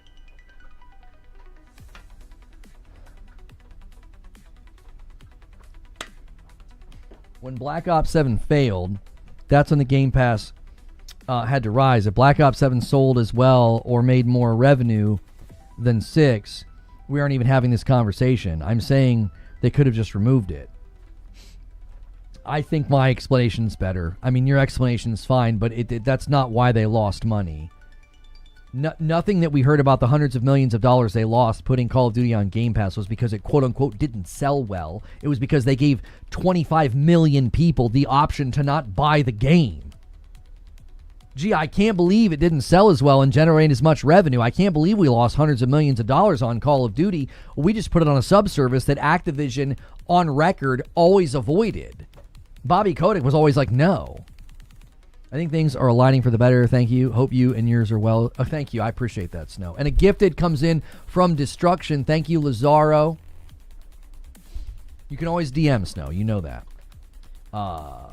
Again, 4D Chess says, cool spoon. Step 1, let Bungie go to Sony. Sony will buy them. Step 2, Bungie sabotages. Sony takes it. Step 3, Sony has to set studios and devs go. Step 4, Microsoft can pick up the talent. You can't be serious right now. There's no.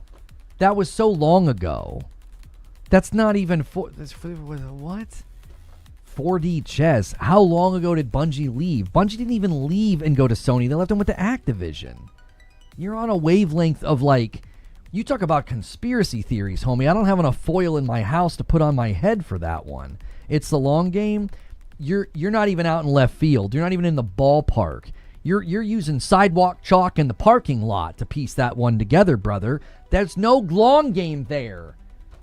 They didn't think, oh, this'll end up hurting Sony when they parted ways with Bungie. What you're saying is absurd, brother. Lurking also, fun shirt. Thank you. Yeah, I thought this was fitting. This is David cutting off Goliath's head because,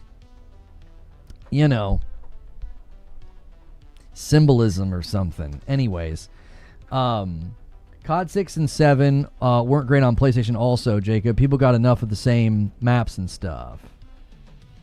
You need one? Well, I mean, I forget where I got this. This is from E77. I think they make shirts. So we're a little different though, so maybe they have a version that you'd like more. Stop it. How much money are they throwing away supporting that theory? Yeah, that's what I'm saying. Might have the cop. Yeah, E77 I think is the company.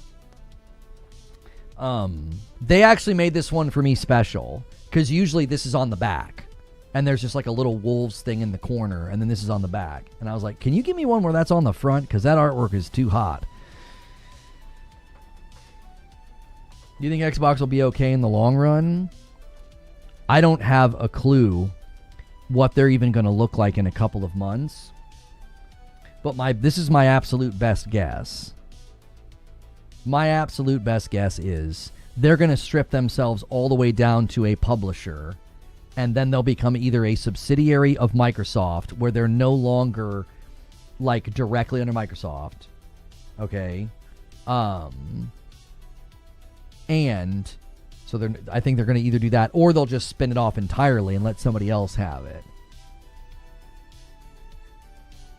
Who's David and who's Goliath in this? Well, obviously in the story of David and Goliath, you have, a small unassuming hero that takes down, the insurmountable odds. And the difference here is that what took down Xbox is Xbox. There's no symbolism here. I just like the shirt. I'm just being silly. $5 from Destruction says, "What's up with this Xbox is back? Never mind, it's dead again. Routine for the last few years. The showcase was fire, but now it might close several studios. It's crazy. It's not that they might close several studios. For those of you that don't realize, they literally put a trailer for Ninja Theory's new game SENUA in the showcase, and then they closed them yesterday. Like, that's the company that we're talking about here. Anybody trusting them at this point, it's like, why would you trust them? You know what I'm saying? Why would you trust them? I can cut the head off of a giant. I believe that you can. PlayStation's only 6 years older than Xbox. The excuses for them is crazy. The self-appointed victimhood of, Ninja Theory is official. Sadly, I lost my dadgum mind yesterday. I was furious. I was glad I wasn't live. I probably would have there would have been a lot of cussing. Like, I was genuinely furious. This isn't See, the difference between me and a lot of other creators is I don't do the performative thing because I'm not good at it. I'm too see-through. I'm too transparent. I'm bad. I am bad at that part. That, like, there are people who are really good at the performative thing, and they can put on a good show, and they can fake it till they make it. I can't freaking do that. If I don't like something, it's obvious. If I'm displeased about something, it's super obvious. I was furious, and I still am. I really, really love Ninja Theory. When people are like, what's your all-time favorite game? I'm like, Hellblade 1. They're like, Hellblade 1? I'm like, it is the most complete package of artwork, of video game as artwork. It is the complete package. From the soundtrack, to the story, to the way the gameplay flows, to the voice acting, to the motion capture, to the innovation. It's the full package. It is a work of art. It's magnificent. It's why I was so critical of Hellblade 2, because I felt they got infatuated with the technology. They were so infatuated with motion capture, it dislodged them from thinking about good gameplay. That's why when they started talking about SENUA, I was like, they agree with me. Dollars to donuts, they agree with me. They're making an action game. It's going to be all about the combat. It's going to be all about the gameplay. It was a course correction. And I was like, yes, Ninja Theory has seen the light, and they agree with me. SENUA was going to be exactly what I wanted out of Hellblade 2. I was so excited. And then they're closing the studio. Do you think Xbox still owns the Hellblade IP, or have they sold Ninja Theory? I don't think they've sold them. The buyout apparently failed.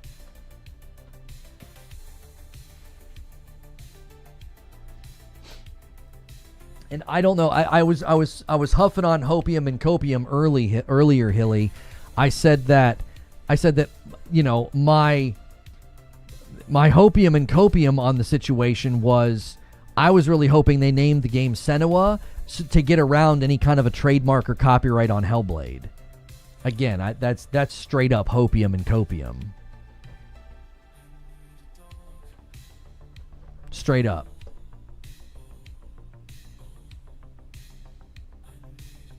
Yeah, I was typing in the Discord. I said, I'm fuming. They literally used Ninja Theory to pad their showcase, knowing they were going to shut them down. Like, it's just so grimy. It is so grimy. That's scummy, man. That's scummy. It's like, it was one thing when they did it with Perfect Dark. It was like, okay, maybe you didn't know you were going to cancel that project, because it was a year later.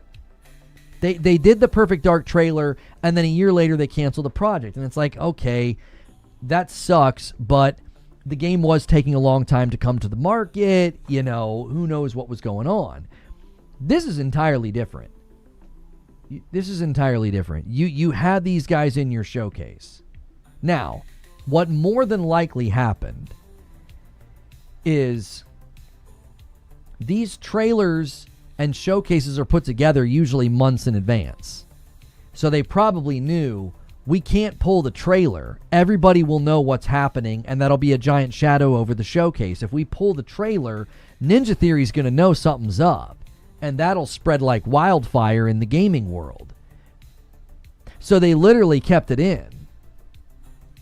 They literally kept it in because it's like, if we pull it, that's why I swear we were hearing whispers that Blade was supposed to be included, and then it like wasn't. And I wonder if that's why it wasn't. It was like, yeah, that's not going to make it. I also wonder if that's why Matt Ball said what he said when he said, you know, no comment. It's like, well, did you say no comment because did you say no comment because it's like, well, yeah, that's the reason that's not exclusive is that game's not even coming to the dadgum market anymore.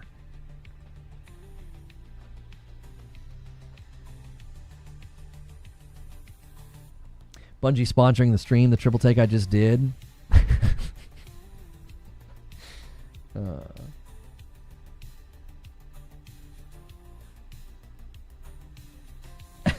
This one's even funnier.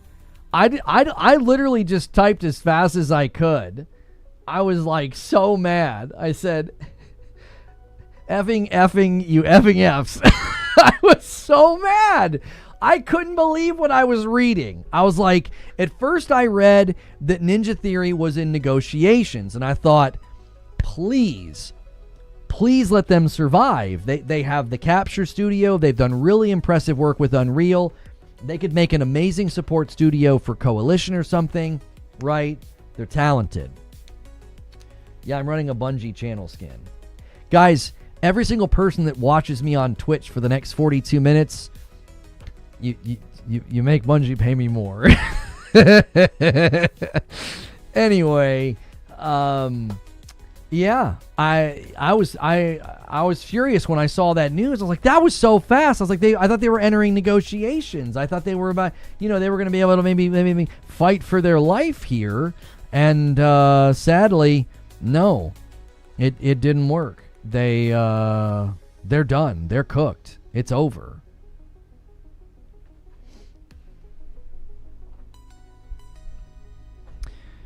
Makes you wonder what the point of the tech demo, that is Hellblade 2, was for.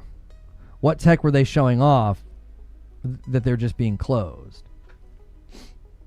I'll say this. I got a dadgum eyelash.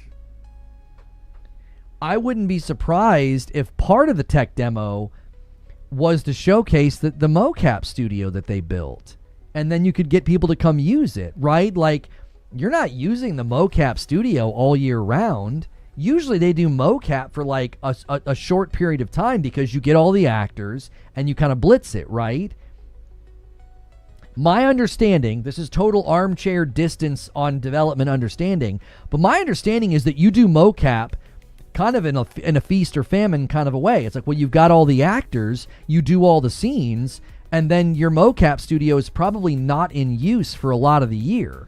You might go in there and like, do generic animation capture with like, hey, grab Steve from accounting and come have him swing this sword. We need a really, really tall person to swing a sword, right? Like, you might do that, but in general, I would imagine that for a lot of the year, the mocap studio is not being used. You could lease it out and let people use it and get return on the investment. It's a very good mocap studio. Hellblade 2 was a tech demo, but it isn't impressive anymore. Even compared to Uncharted 4, the mocap's not impressive. I actually don't agree with you. I think the mocap in Hellblade 2 is very impressive. I think properly used in a combat-focused game, it could be incredible. I really do. I think if you properly used it in a mocap environment, I think you 100% you could get that thing going in a good way. You could get people using it. You could get people, finding new ways to use it. You totally could. I don't think it would be that difficult at all to have advancements. And I think what they did in Hellblade 2 was probably like just the beginning. It was like they were just kind of figuring certain things out. Imagine being able to do everything they did in Hellblade 2 and have it be a lot smoother.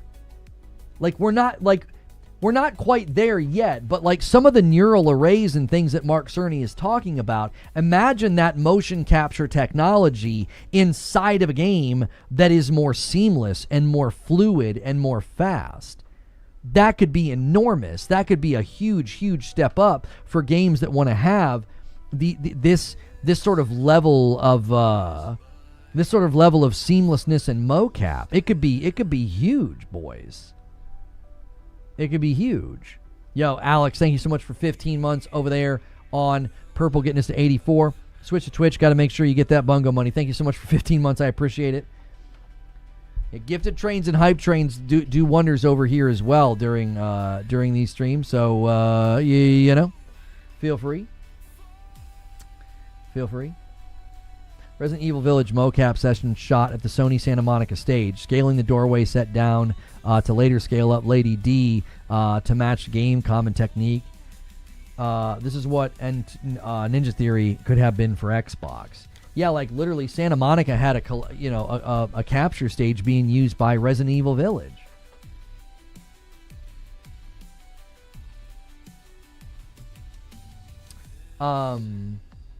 Collide says, when you posted on X, there was a comment, so-called console warrior fanboy, and Nerdy schooled her or him. Nerdy? Who are you talking about? Who's Nerdy? I've not been paying attention to Twitter. Twitter is a dadgum disaster. It's a dadgum disaster. You got people that are like borderline celebrating the studios being closed down. Yeah. It's just a disaster. Siege, thank you so much for gifting a member over there. Oops, I gave it to the wrong team. My bad. I'll do YouTube's next one for you guys. My mistake. And there it is. Siege also gifts a 5 and gets us to 90. We are 10 away. We are 10 away from 100. We're a little behind pace. We want to end the day at 200. Didn't they rent most of the hardware? I don't know. It was my understanding that they built that capture studio at Ninja Theory. That was my understanding. I don't know.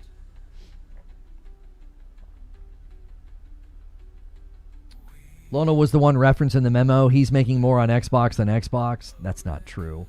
At work, but it's crazy. They tried to monopolize the gaming industry and it backfired. They've been going in the wrong direction since the end of the Xbox 360 era, going back to Xbox One. Wonder if Lono got the don't. I probably do have that. Hang on one second. Let me double check. No, it doesn't say that anymore. They must have removed that because it caused some, it caused some backlash. So, I got another one in here I'm going to accept. We're getting a lot of bounties over there. It's really exciting. Getting a lot of sponsored segments over there. It all goes back to Dawn at E3 2013. Well, here's the thing, all right? Here's the thing. I feel that the blame swings in a couple of directions now, and we have to look at something from sneakers to make this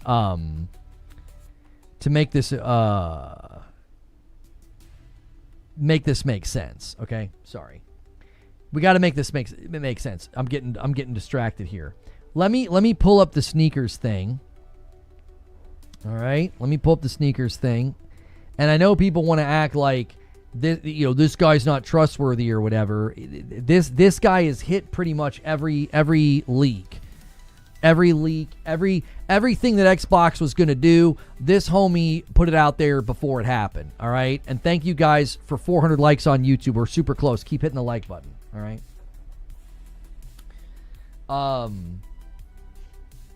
You gotta try that multi-chat? I'm not gonna use that multi-chat. That's another one of those services, Rope, where I have to give them permission to edit my descriptions and videos on YouTube, but I'm not gonna do that. We had a platform do that, and they changed the description of one of my videos, and that's extremely destructive for SEO and AIO at this point. So I can't give permissions to some company to do that. They don't need permissions to edit the descriptions of my videos for chat, and that's what they were asking for, and so I'm not gonna use it. So, all right. So this is what Sneakers is answering.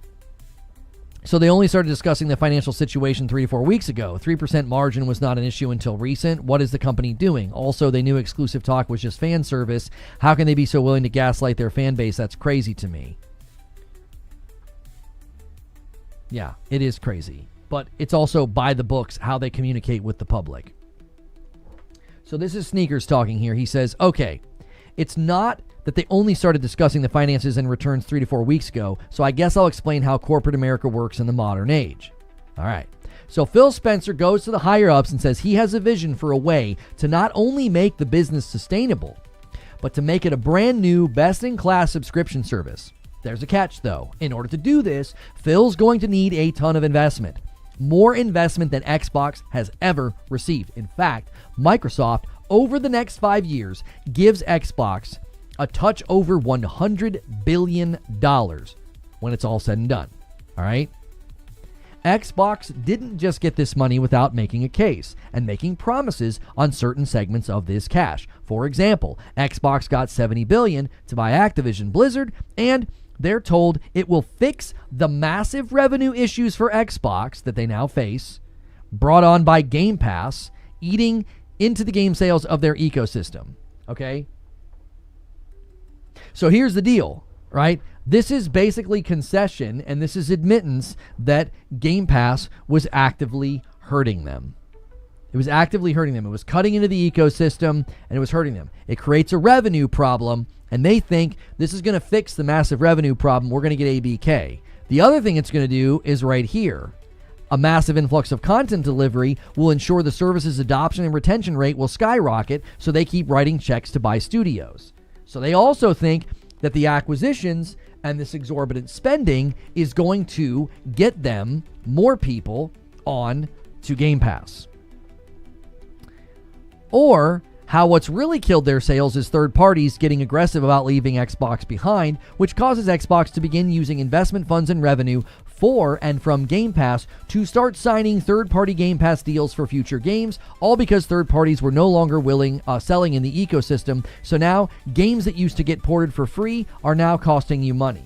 We know this is true because when they were facing the dire circumstances of having a terrible roadmap the 1 year, we have emails from the FTC trial where Phil Spencer was like, hey, go price and figure out how we can get some third-party companies on here. This is a disaster, he said. This is a disaster scenario, all right? So that's what they do. They're literally spending money to get studios and to get games that they don't own on Game Pass to try to solve their issues of losing money. So they're spending money, and just an insane amount of money, in order to get ahead of their losses. Now, every year, Xbox was still expecting each piece in this collection of investments to pay out. In fact, as Microsoft kept investing more money, it caused Xbox to start to try to find ways to interpret your finances and figures so that things may appear better than they actually are. This is why we kept hearing, oh, Game Pass is profitable. Xbox is profitable. But the funny thing was, we could never see the hard numbers. Phil Spencer himself admits they don't have a way of calculating that. They do not have a way of calculating, like, okay, when we add a game to Game Pass, how much do we need that game to do, and how much do we make, and how many new subs? He says, oh, it's probably a combination of things. It's probably a combination of engagement and time of engagement and all of that. So they have this set up in a way where you can't really get a measurement on how well they're doing with their plan to just put all this stuff on Game Pass and to spend upwards of $100 billion to fix their issues. All right? Now, they absolutely had folks within Microsoft looking at the numbers objectively, like Amy Hood, but it becomes a battle of whose opinion do you hold in higher regard for Nadella. On the one hand, Xbox is one of the most popular consumer-facing brands Microsoft has ever owned, and on the other, the investments for it have increasingly never panned out. Microsoft started imposing things like higher accountability margins, which isn't unreasonable, by the way, in order to try and guide the decision-making by those higher-ups at Xbox. So you can see, as the scrutiny increased, we started seeing the ramifications of this. raising the price of Ultimate, moving day and date to Ultimate, raising the price of Ultimate again, removing Call of Duty from Game Pass. These are all things that is likely the result of the increased scrutiny from Microsoft saying, what is going on? We're not seeing return on these insane high-level investments that we have done. He continues, where things in corporate America finally fall apart are when folks, Nadella and company, funding the positions finally start doubting if the investment will ever pay off. For Xbox, that never really happened fully outside of 2017. The last time it did, the whole branch almost went under, and the Game Pass pitch saved it. You got to see this. This is the timeline. They thought Game Pass was the savior. They were going to become the Netflix of gaming. They were looking at the growth of Netflix and thought, if we can mimic that growth to any degree within gaming, we will become very, very wealthy in the process. And it didn't work. Subservices started to plateau across the entire industry, which in turn affected them. And I also think they were spending way more money than Netflix ever was. Netflix was in a position where they could just cancel a show, and that's not quite the same as what was happening at Xbox. When you buy a studio, you are shouldering those operational costs, whether or not they're working on a game or shipping a game or not. Netflix was in a position to be like, well, we made and paid for, produced, and made this awesome show, but then the second season didn't get us enough return. We're not going to make that show anymore. Well, they're not shouldering an operational cost when that happens. Xbox has been perpetually shouldering larger and larger operational costs, which is why this really started to backfire on them. Continuing. And if the folks who were painting rosier forecasts and projections, who have done so for a long time, get outed, Sarah Bond and Phil Spencer, and replaced by essentially foot soldiers who need to come in, take true stock of what's going on top to bottom to make a real assessment, this is where you find yourself. You'd be amazed at some of the incredible math they used internally to try and make things appear far better than they ever were, and for how long they've been doing it for. A history and a pattern of deception and dishonesty. That is the Xbox legacy at this point. And it all came to a head, and Asha's been brought in as the cleaner. She's the cleaner. She's not the savior. So I've always said credit where credit is due. Phil Spencer kept the brand from disappearing, but fundamentally he just gave it a stay of execution. It still fundamentally died, and it died beneath the weight of his plan. So that's the issue. That's where we are right now. We are in that timeline of you attempted to spend your way out of this, and it didn't work. And now the bills do. I bet I can believe in math. It's called accounting.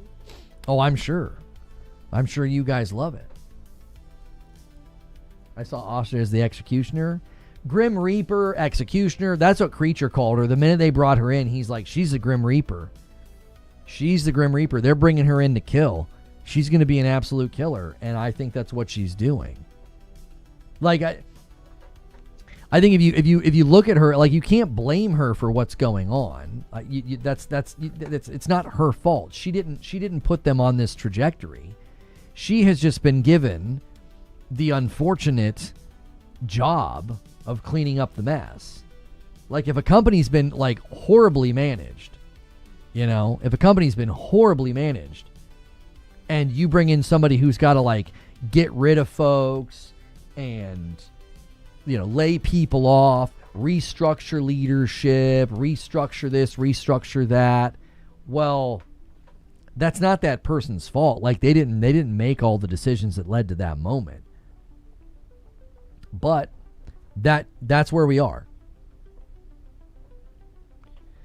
And that's why I find it frustrating, because like all this time they could have diverted course. They could have stuck to the core competencies of other gaming companies. They could have been like, let's invest in our studios, let's shore up talent, let's invest in our IPs. You're placing bets on subservice. You're placing bets on quantity over quality. It's like these are tried and true business practices that have been working for both PlayStation and Nintendo. Like, what are you guys doing?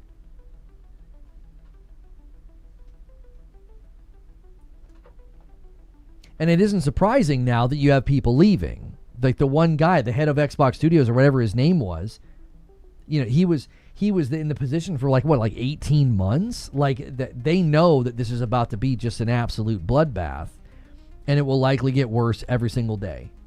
Every single day, there's probably going to be more. Every single day, there's going to be, you know, there's going to be more. There's going to be more layoffs. There's going to be more studios closed down.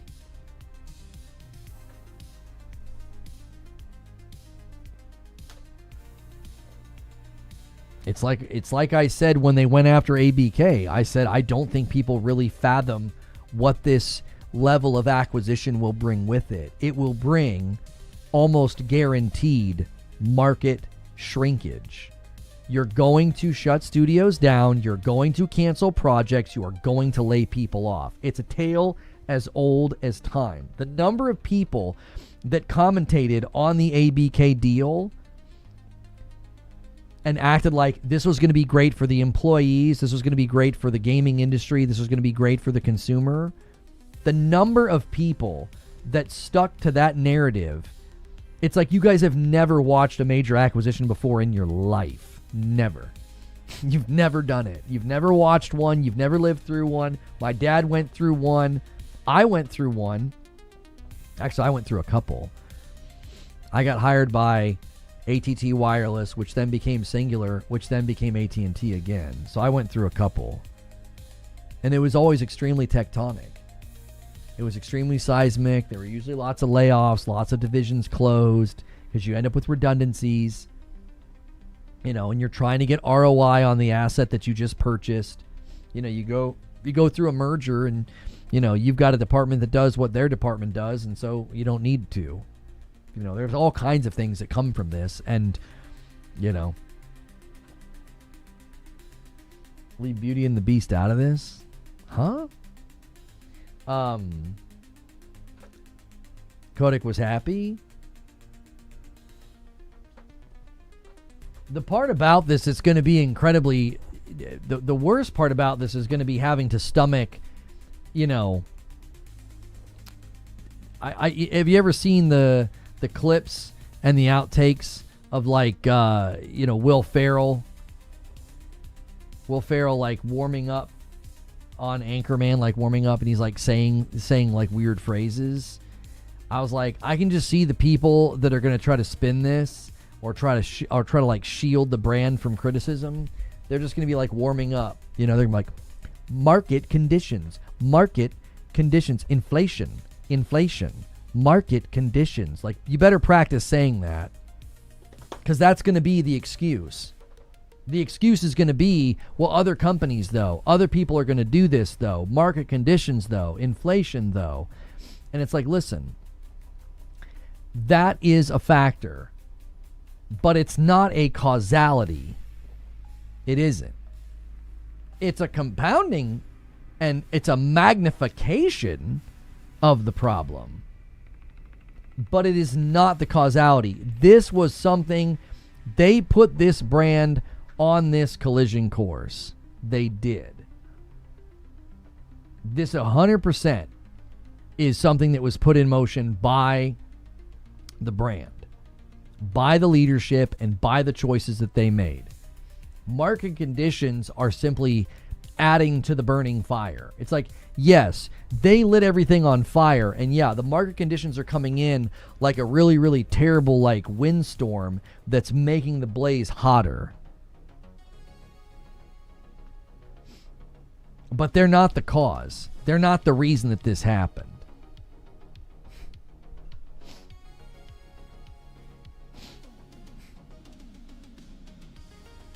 Microsoft never learned from the massive failure of WB releasing their big budget movies on HBO and Max day one. Ironically, the market conditions are also partially created by Microsoft and their AI push, contributing to the shortages that are driving up costs. It is a little interesting that, like, yes, you can be like, market conditions, and you're like, Yeah, they're like literally part of the reason those market conditions are happening right now. Like, it's like literally, literally the cause, or part of the cause, I should say.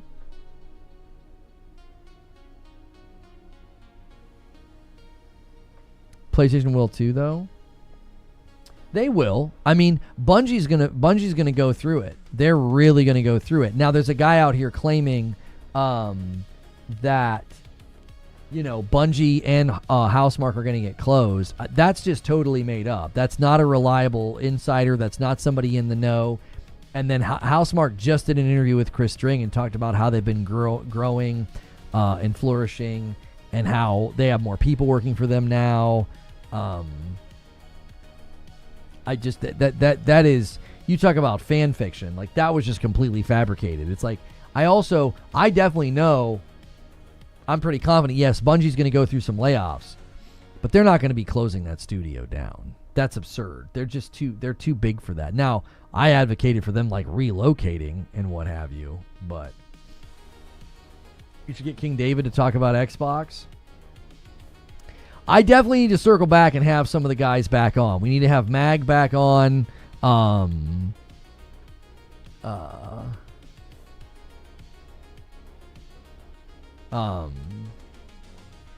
need to have Mag back on. I need to have King David back on. I need to have some more folks, back on the program. Definitely. It was fun.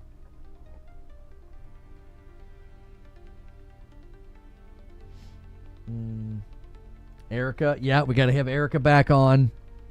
Mag, Erica, King David, Cog has said he'll come on the show. We just have to work out the time. So we got to get him back. They got him on for the first time. So did you guys? People are a little angry about my tweet. I think it's a little funny.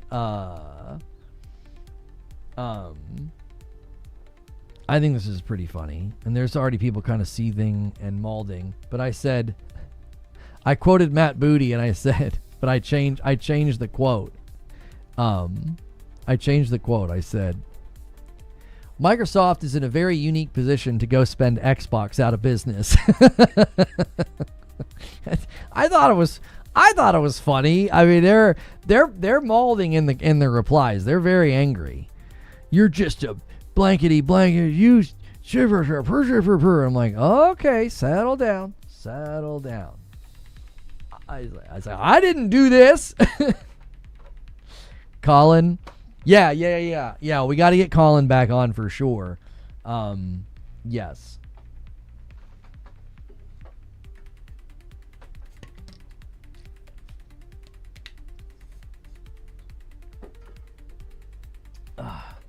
You've not been on X or Twitter in like 8 months. I'm interested to see the spin. Well, some of the replies are, it's like, I guess some skulls are as, as thick as a honey baked ham, dude. I'm like, oh my gosh. They're like, well, they told us it was going to be bad. Oh, okay. That makes it fine, right? That makes it fine. So I'll just start telling people, hey, when I meet you in person, I am going to just slap the absolute just dickens out of your face. I mean, I'm just going to crack you so hard, you're going to forget your middle name for 20 hours. And then when I do it, I'll be like, what are you so mad for? I said I was going to do it. Like, why are you upset? Like, I don't understand. I told you I was going to do it. What's the big deal? The people being like, they told us they were going to do it. I'm like, oh, that makes it fine. That makes all of the obfuscation and all the bloviating for the past 4 years. That makes that all fine. All of the misleading. All of the lies. Wired Up says, I watched Kind of Funny's recap from yesterday. My favorite comment in the chat was like, we are all looking for who did this to us. Someone in chat said that? We're all looking for who did this to us? Huh? Well, no snapping people into next week. That's what I'm saying. Like, if I tell you it's fine, I guess, if I warn you ahead of time. Listen, man, that's just the way I greet people. So when I finally meet you in person, dude, I'm going to crack your face so hard, you're going to think a firecracker went off. You know what I mean? It's going to pop. And you can't be mad at me because I told you I was going to do it. And then the other thing that had me just full on ranting in the show open is those who are just so quickly disloyal. Oh yeah, Ninja Theory was crap anyway. I'm like, wait, what? When I was critical of Hellblade 2, I had to listen to just a constant barrage of the insistence that I was hating and being overly critical, and that it was a masterpiece and it was like Game of the Year worthy. And then when the studio gets closed down, you're like, yeah, good riddance. Y'all ain't loyal, man. Y'all ain't loyal. The corpse is still warm and you're spitting on it. You know what I mean? That corpse is warm and you're spitting on it. They turned on Phil real quick. They turned on Sarah Bond real quick. Let me tell you something. If you're an Xbox studio, you just need to know everybody that celebrates you will also spit on you when you're dead. That's what they'll do. The tribalists, the fanboys, the console warriors, they will champion you this week and spit on you next week. All that matters is whether or not Xbox decides if you live or you die. So take note, Xbox Studios, the fans don't even really like you. You're just a convenient talking point in their war.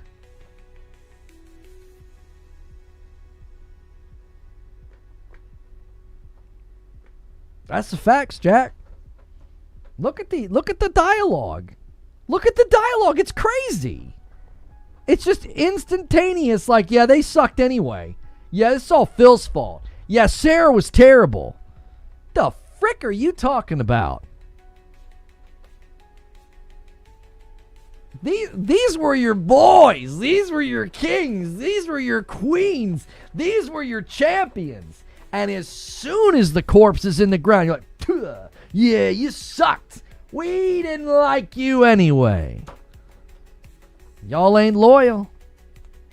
You've proven that. You've proven that. Y'all ain't loyal. France or Senegal? Listen, as a proud American, I have a really hard time cheering for France. You know, it just doesn't feel right. It doesn't. There's something about it don't feel right. They're up 2-1. Good for them. How's this team holding Spain to 0, though? What the heck?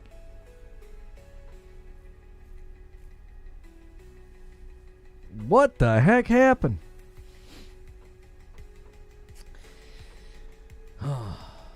Convenient is the operative word, though, isn't it? Game Pass, stacking lower prices, play as many games for as little as possible, instant resume, the list goes on. I had an epiphany this morning, and I want to share it with you now. Do you guys remember when Phil Spencer said that we have to go and get new customers because the console world isn't growing, it's stagnant? You know what I realized today?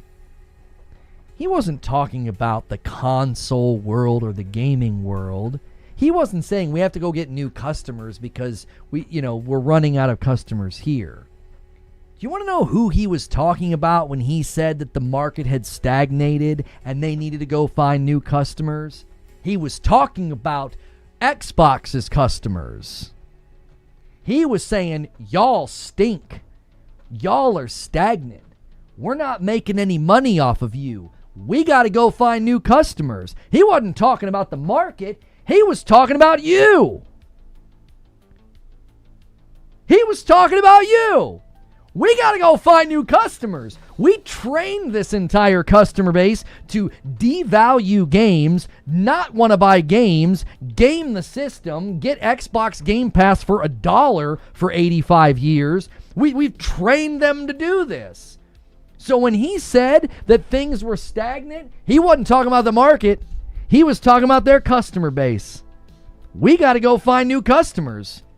Yeah, you damn right you do. You got to go find some new customers because these ones aren't paying the bills.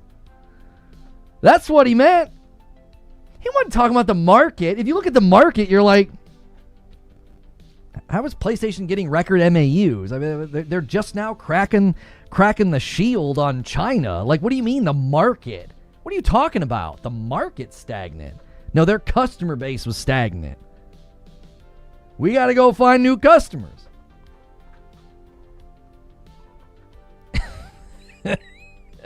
He was talking about you. He was.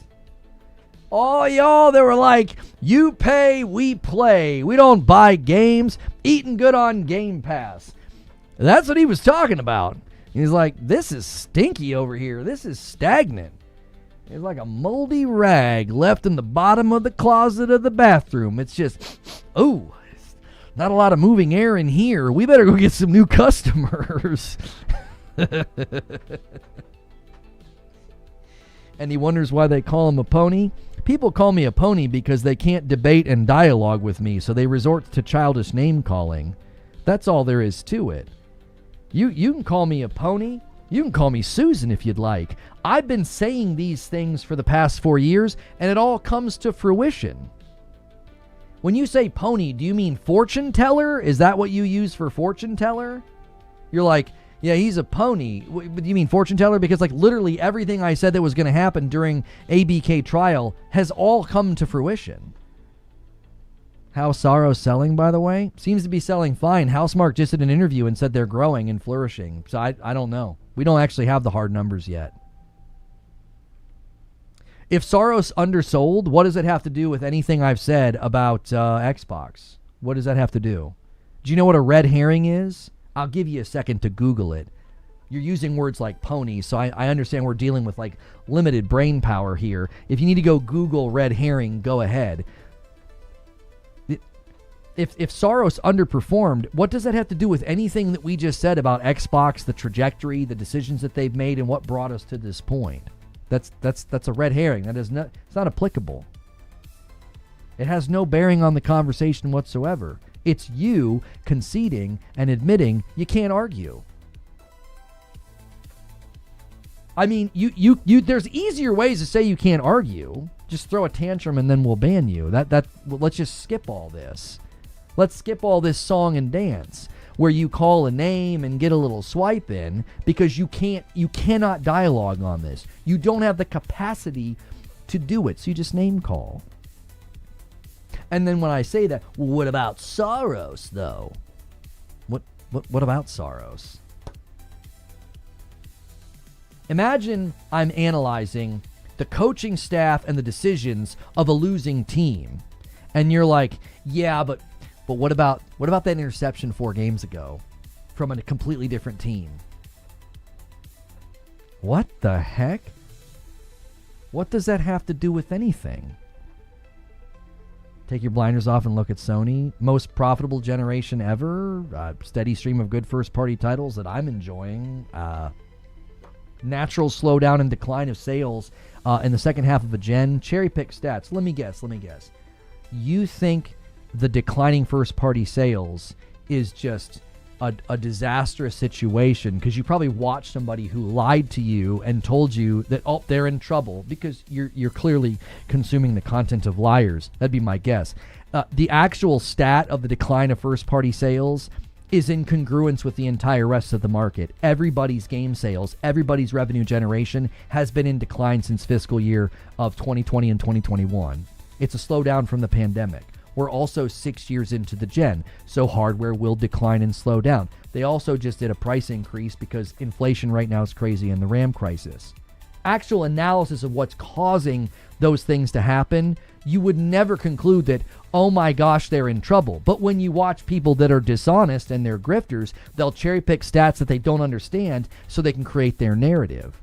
2 seconds of research in Google would let you know this is a cherry pick stat. All game sales, all game revenue generation's been in decline since fiscal year 2020 and 2021. But we're going to take a cherry pick stat and go, well, PlayStation's first party games have been in decline since fiscal year 20 and 2021. Every game company, every game sale, every sales report, everything with respect to revenue has been in decline since those years. Does that mean every single person, every single company, every single studio is in dire straits? No, absolutely not. That's terrible analysis. That's terrible analysis. The same company that is now saying Ghost of Yotei is pushing 5 million in sales, which is incredibly successful. All the anti-wokies are grinding their teeth to dust over that one. Yotei's got 5 million sales. That's the same outlet that said Yotei was selling less and slower and not as good as Tsushima. Now they're coming out with stats saying the opposite. So I guess use their data when it's convenient for you. You loved the Leany Analytics when they said Yotei wasn't selling well. Now that Yotei is seen as a roaring success over Tsushima at closing in on 5 million in sales, well, we'll just ignore that. Oh, but see, they're saying Saros didn't sell well. They said the same thing about Yotei. So your truth is on a timer. It's like, well, this is true for right now because we don't have any data, we don't have any stats, we have no sales reports whatsoever. So we're just going to use this right now in a dying console war. But console sales, yeah, their console saturation is very healthy this gen. You're one of those people that probably thinks console sales don't matter. I mean, I guess you could keep saying that. 6 years into a gen where Xbox has like a third of the market saturation and it's painted them into a corner where they basically can't really do exclusives anymore. These are just facts. Like, you're a pony and you need to take your blinders off. You need to stop watching people that contort stats and information to fit a narrative. Anybody that analyzes the market right now sees a decline in sales, and when you zoom out, you know exactly what it is. We're returning to normal levels. We're returning to normal levels because of the surge that happened during the pandemic. Pick any company, any publisher, any studio, any platform. They're all experiencing the exact same thing. This is not unique to PlayStation. 5 million out of 80 million. There you go. Another dizzying, brilliant argument put forth by grifters and liars. So now you're going with attach rate argument. That argument is intellectually bankrupt. The minute somebody puts forward the attach rate argument, I know for a fact, you're bad faith, you don't actually care about facts, you've done no research. Because the attach rate argument is intellectually bankrupt. It is a bankrupt argument. You would never, ever, ever argue that against any other game. People only do attach rate argument against Sony titles because they see, then they mauled, and they're angry about exclusives, and they try to find evidence to fit their narrative that exclusives are bad or stupid or that they lose money. Do that with any other title. Do it with Hogwarts Legacy. Add up the 150 million Nintendo Switches. Add up the 80 million PlayStation 5s that were in circulation at the time. Add up the 25 million Xboxes. Add up the hundreds of millions of users on Steam. I want you to add up all those users, and then I want you to look at the attach rate of an immensely successful game called Hogwarts Legacy, and you'll see how dumb your argument is. It is intellectually bankrupt. And the thing is, you know it's intellectually bankrupt, and you don't care because you don't prize truth, accuracy, or facts. You prize name calling. You'd rather name call, and you parrot the same tired, just worn out, just absolute destroyed arguments that we've heard 10 times over this gen. Game Pass is profitable. Xbox is doing just fine. PlayStation's in trouble. Blah, blah, blah, blah, blah. Xbox's building is on fire. And you're like, yeah, but there was that time, though, that they had a broken window over there.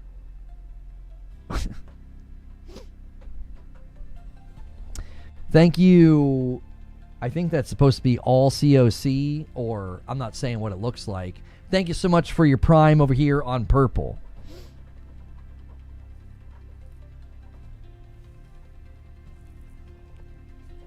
It's all fours. It's absolutely tiring at this point. It's like your arguments are intellectually bankrupt. They're rehearsed. They're bad faith. They're not rooted in facts. You can sit here and do this till the cows come home. We're 6 years into the gen. One company is in a disastrous state, and you're still going to be like, yeah, but where's that energy for Sony? They're in a terrible position. And what do you got? A cherry-picked stat about declining first-party sales that aligns with all other sales grids of the entire gaming market since COVID. That's all you got.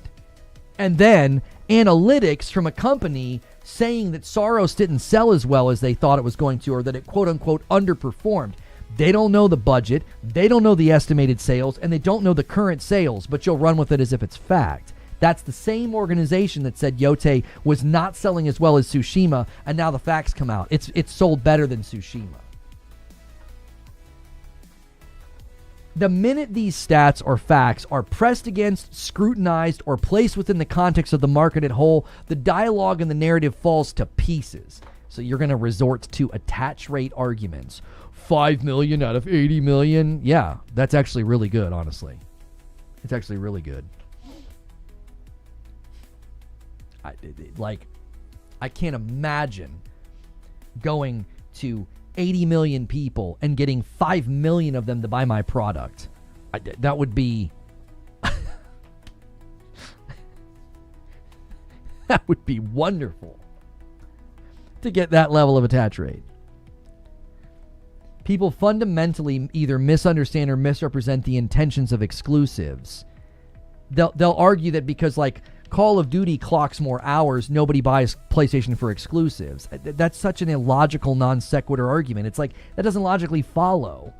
You're only going to play Spider-Man for 20 hours. You're going to play Warzone for 200. It's a stacked deck argument. Like, you're picking a game that's designed to be played over and over and over again. And you're comparing it to a game you're going to play probably one time.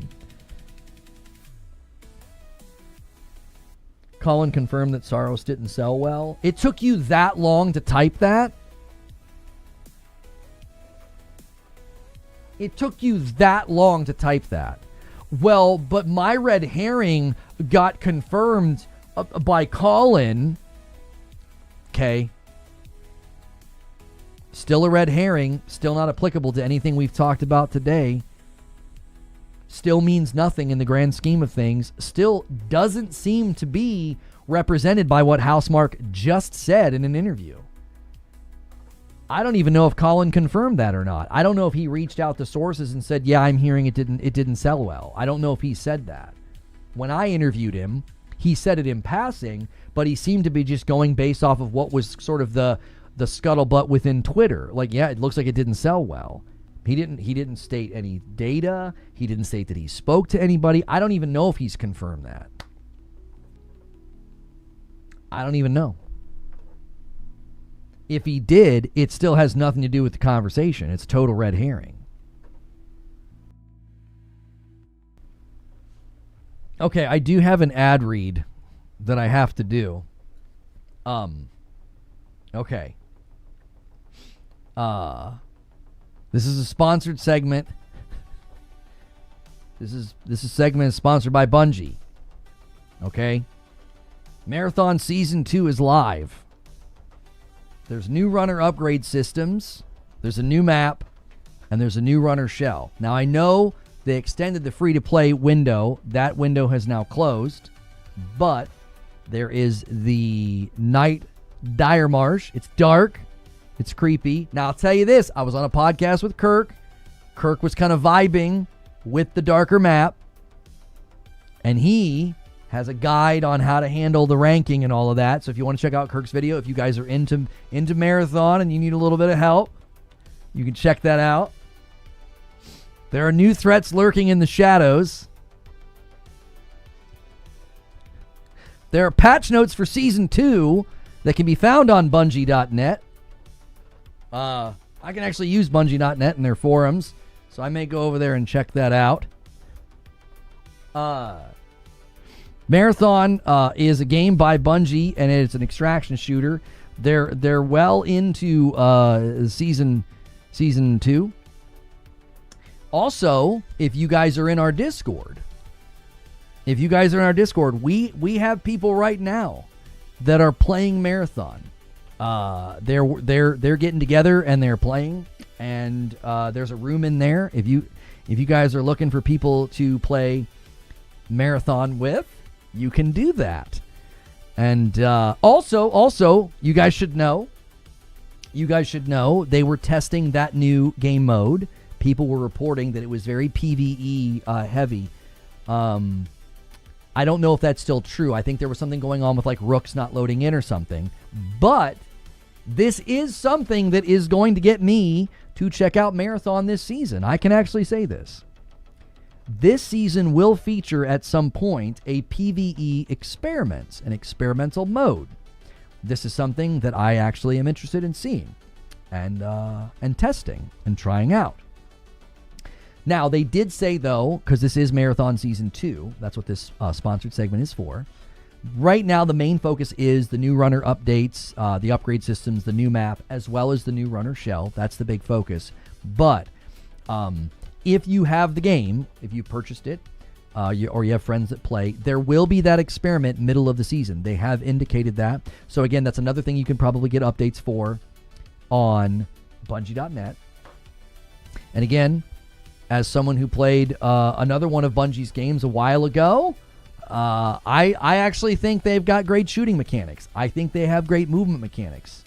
When I played Marathon, that was probably one of my favorite parts, was working with a team that I had squad filled with, and we were moving through the map and we were killing the bots. We were killing the ads, and I'm kind of looking forward to the PvE experiment. I'm kind of interested to see what they have to offer. I actually think that is one of their areas of specialty as a developer, and covering them and their content for about half a decade. I would say that is an area where they excel. So I'm interested to see how they bring that skill set to bear on an extraction shooter that I do maintain has good movement and shooting mechanics. They have also been providing updates and accepting feedback. So if you are someone who plays Marathon, you can check that out. Go to Bungie.net. You can leave feedback on the forums. You can provide that feedback and let people know what you think. And yeah. This is a segment that is sponsored by Bungie. And I actually have some Marathon stuff here. I was sent like a package, and I got like a little stuffy over there, like a little worm stuffy in my closet, and he's hanging out in there. And yeah, it's definitely a video game with a lot of interesting choices and interesting things that you can experience. And I actually am going to be checking out that PvE update whenever they push that out. That'll be about midway through the season. So the season did just start. So thank you again to Bungie for sponsoring this segment.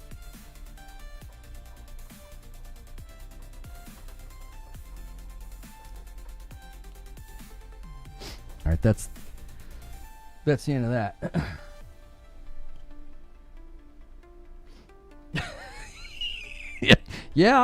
Yeah, Jenny, still am. I still am. It's just one of those things.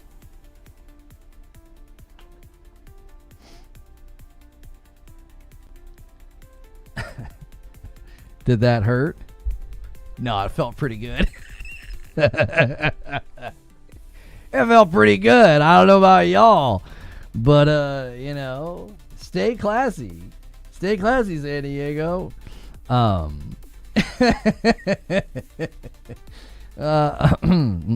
Excuse me. Anyways. All right, we can switch back to just chatting.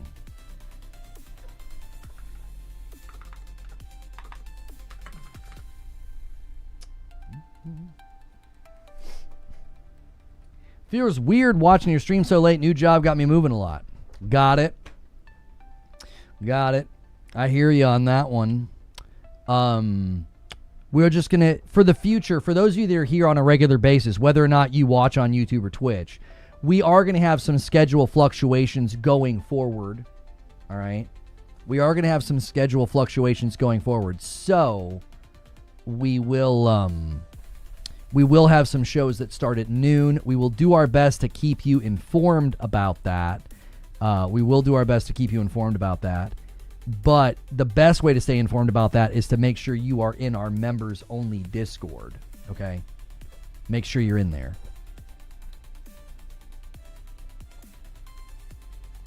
So, to be fair, Marathon's good just as a casual meat grinder. If you're not willing to accept losing a good bit, it won't be fun. Yeah, I mean, I don't really feel like diving into a conversation about that game. If you check the Steam charts, it's pretty much heading where I kind of expected this season to head. I'm not really sure what their plans are, you know? I'm not really sure what their plans are.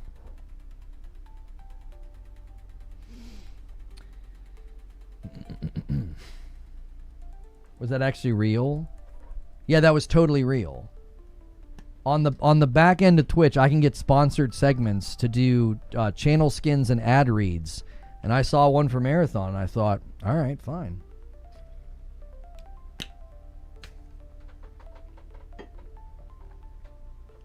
Are you switching to the King's time? About time, I would say. No. It's too bad Sony hire everyone from Ninja Theory and have them make more Heavenly Sword games. That IP would do better than it did back then.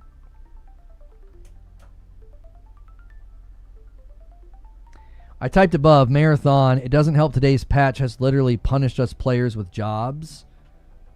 How's that work? Well, I don't really have anything else planned on this topic. I don't know if anything else has emerged. Do we have any other news?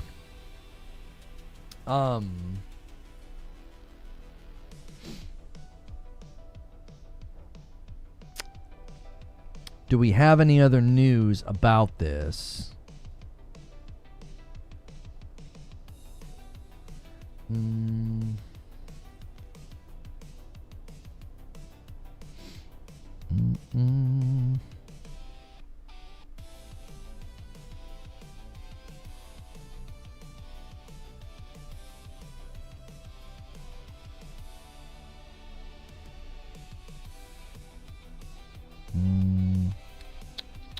I'm just checking the feeds. I'm not seeing anything. Do you think God of War La Fey will sell faster than 2028? I think you mean than 2018.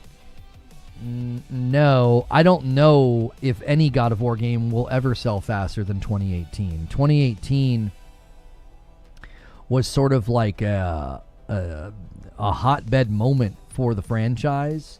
Even Ragnarok itself didn't outsell 2018. You know if it's possible that Microsoft might close King? Candy Crush is my mom's favorite game. I don't think they would close down something like King.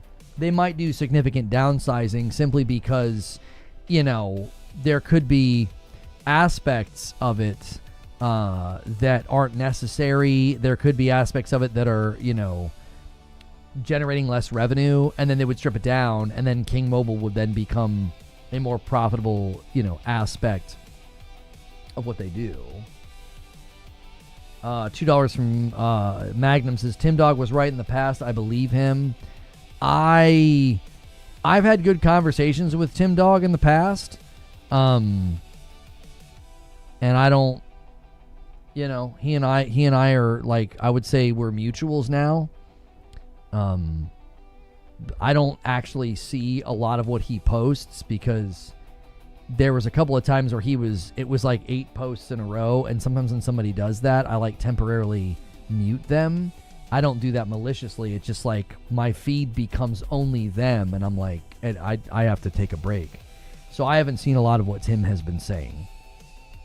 I don't have anything against him. Like I said, we've spoken on the phone. He was very kind to me. We buried the hatchet. He publicly apologized for kind of how he was treating me. Because a lot of the during ABK especially, a lot of the pro Xbox guys, they were really gunning for me, and it wasn't. Some of it was done in a funny way and like a goofy way, and others it was not very charitable. So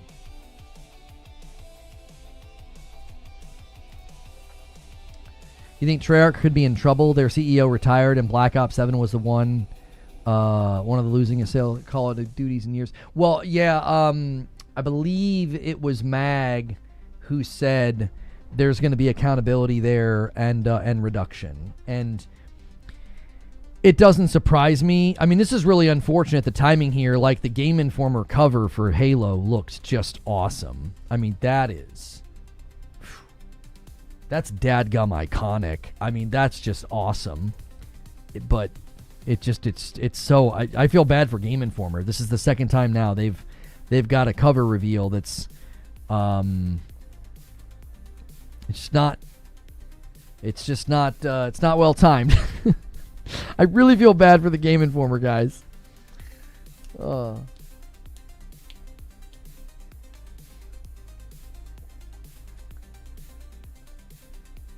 It's a beautiful cover. It really is. It really is nice. I feel bad for them. When they had their other cover reveal, everybody thought it was like a GTA 6 thing. And it wasn't. So kind of wish it was a steelbook cover. It could literally be one. It's good. It's good artwork. It could literally be a steelbook cover. It's very good. You're telling me the cover wasn't GTA 6? Yeah, their last cover reveal, everybody thought it was going to be GTA 6, and then it wasn't, and everybody was really angry. And then this time, it's like, here's our cover reveal for Halo, and it's like, not now. Now's not a good time. Now's not a good time to talk about anything associated with Xbox.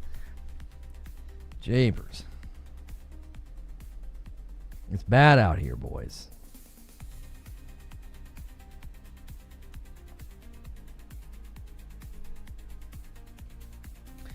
That was a funny stream. They handled it really well, and I felt pretty bad for him. Yeah. I did. I felt bad for him.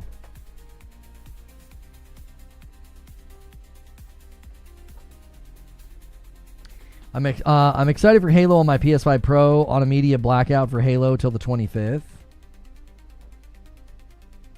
Why would you do that? Have you never played that story before?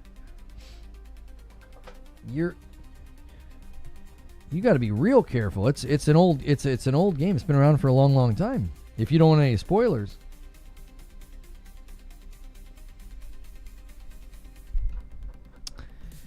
What happened with the Best Buy GTA 6 pre-order date leak? It was literally nothing, right? So it was nothing. It's actually hard to know what happened there. There were people close to Rockstar that said, when that kind of thing leaks, they'll literally bump stuff. They'll move stuff. I personally think it was a misfire. Maybe it was an old campaign. It's very possible it was an old campaign that was set in motion with the old release date. I still thought that wasn't the greatest explanation. Seeing the game on YouTube would ruin it. I understand. That's fair. And there are new missions, as Chill Will's pointing out. That is true. There are the new missions. I guess that makes sense. In any case,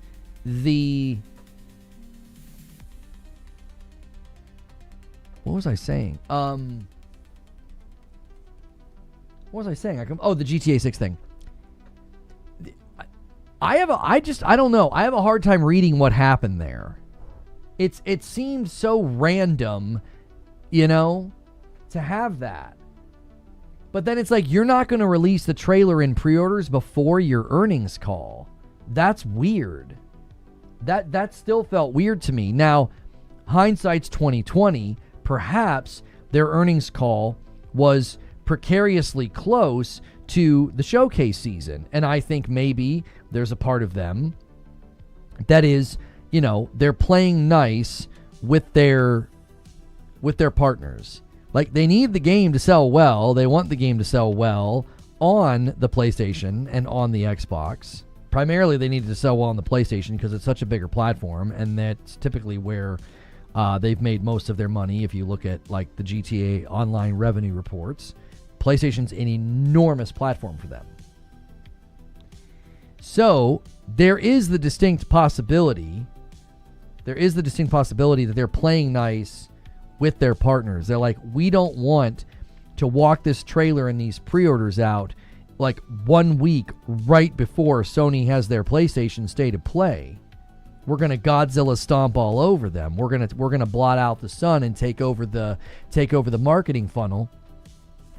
So it's very possible that that's why they backed off. And then the way that Strauss-Zelnick was talking about it, it really does kind of feel like they're looking at August. They're looking at like summer, like when summer officially kicks off, they're going to start kind of kicking off their marketing, which wouldn't be like late May. That wouldn't be a late May thing, right? And so I don't know. Like, to me, and also you guys remember, there was a comment made about the marketing from Strauss where I said, I bet you they're going to do a lot of unconventional marketing, non-traditional marketing. They're going to do stuff on like TikTok and other platforms. They're already doing it, I think. Did you guys see? There's like a TikToker who does like street interviews who interviewed Strauss-Zelnick. I got news for you. That wasn't accidental. Nobody's walking up to that man and getting to ask him questions like that if it's not planned and scripted. You're not doing that. You're not walking up to that homie and being like, hey, dude, could I talk to you right now and interview you for my TikTok? No way. A bodyguard would have put himself between you and Strauss like that. You would have not been able to walk up to him like that. I don't buy that for a second. So that interview was 100%, I think, like the beginning rumblings of the type of marketing I think we're going to see from Rockstar for GTA 6. I think they're going to utilize TikTok and like events like that. Like somebody's going to do something and they might even use like the actor who plays Lucia, right? Like, wait, is that her? Like, oh my gosh, that's her. Like, there'll be stuff like that happens. And I think the interview with Strauss is the first sign of they see the value of marketing in those particular funnels, TikTok being one of them. Like, it's literally in the trailers, right? Like, there's social media elements within GTA 6. So I think they're going to market their game in a non-traditional, more organic way.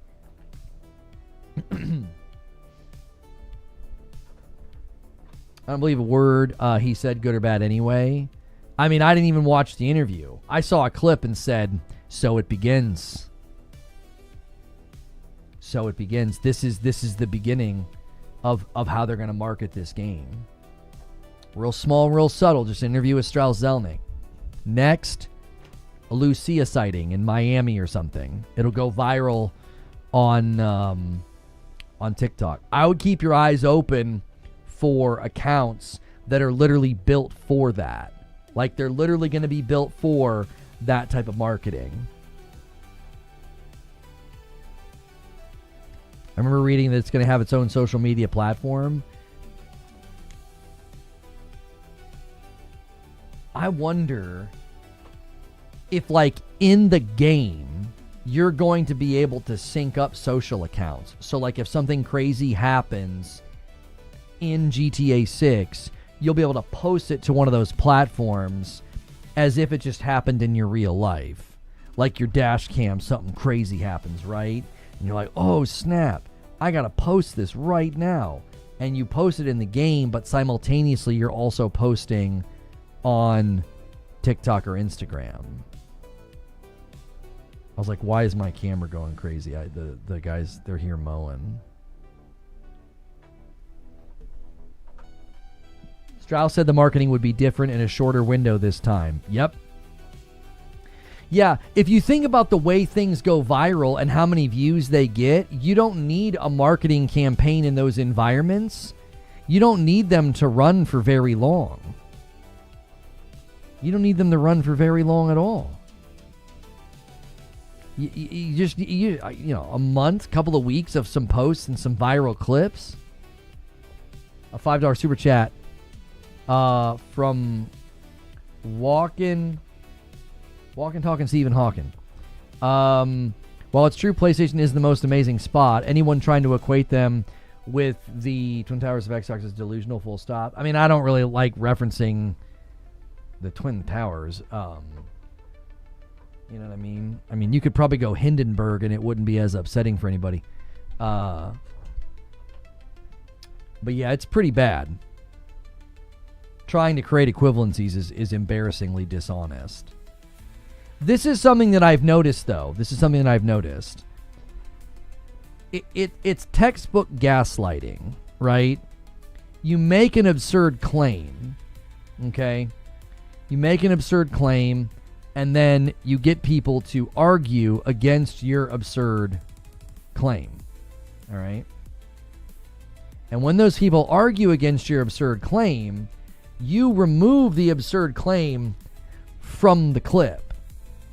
So then you say, look at this pony defending Sony at all costs. So it's manufactured, like it's on purpose. Like they know what they're saying is stupid. They're intending to gaslight.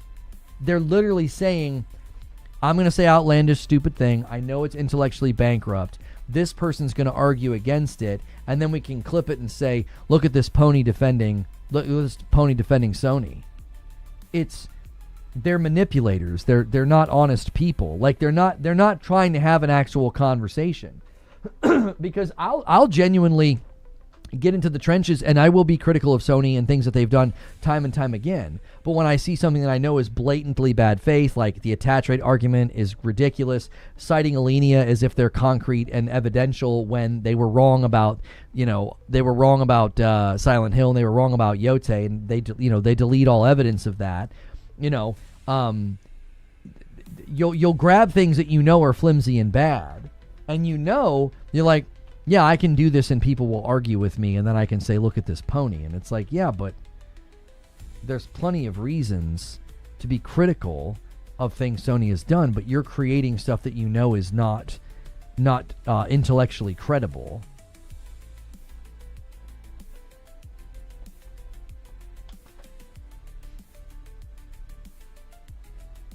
That's the Xbox playbook. Deflect, deflect, deflect. Anything except talking about Xbox. That's a Moat and Bailey. I don't know. Xbox has mastered the Kansas City shuffle.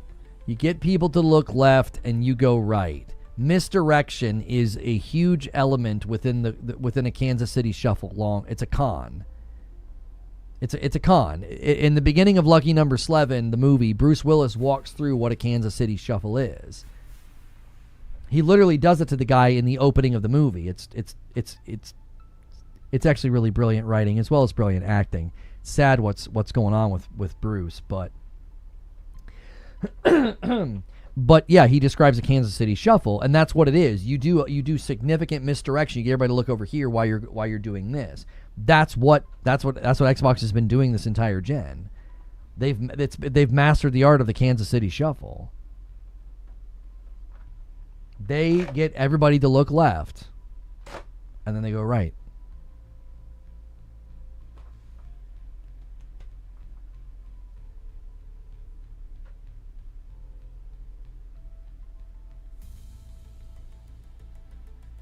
These are awful numbers, no matter what way to cut the cake.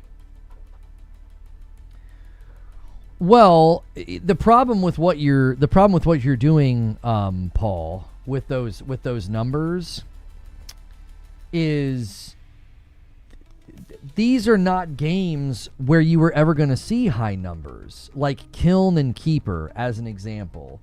Kiln and Keeper are supposed to be small, fun, passionate games. They're not meant to be chart topping. And you look at Hellblade 2. A game like Hellblade 2 was never going to be a chart topper. Like Hellblade 1 kind of came out. It's a small team. It developed a cult following. The game ages like a fine wine. And I think what happens is this is the general problem, is you get a big company attached to Ninja Theory, and the expectations have now inflated by osmosis. It's like, oh, well, because Ninja Theory is owned by Xbox, their next game better be it's like, no, they're still a small studio, and their IP is still going to have small reach. If your expectations are not aligned to that, it's going to be really easy to be like, yep, Hellblade 2, what a dadgum disaster. Now, obviously, Hellblade 2, from a revenue perspective, was hampered by not going to PlayStation, because Hellblade 1 was on PlayStation and did very, very well. $2 super chat says, my apologies. No, I wasn't offended. I just don't like reading stuff like that if I feel like it's a little off color. So yes, Hellblade 2, from a revenue perspective, you kind of set them up to fail. It's like, well, you set them up to not make a ton of money because you limited the reach.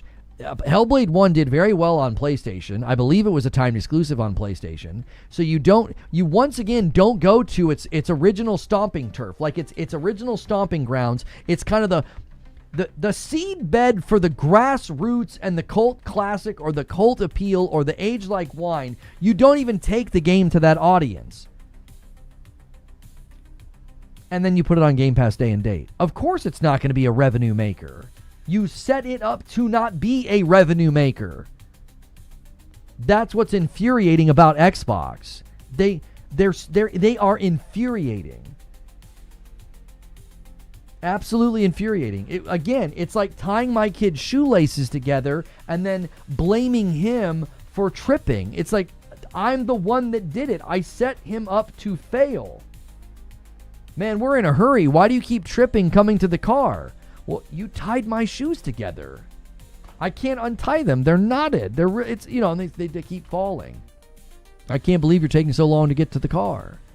It's like, I can't believe you guys didn't generate a lot of money. This what's infuriating about Xbox is their business plan was so boneheaded and so stupid. It's like, you didn't even look at these games as like this is a brand ambassador. This is establishing a cadence of quality and a cadence of delivery, so we're okay to lose money on this. It's like, no, you literally used them for the property, had no intentions of probably even keeping them open. That's why anybody right now shipping a game, I'm in danger. Like, that's the meme. It's like, yeah, you're in danger. Because once your game is shipped, and especially if it hits PlayStation, and they've made their money off of you, there's no reason for Xbox to keep you open. Because greenlighting another game means another 4 to 5 years of production cost that they clearly don't want to shoulder and take.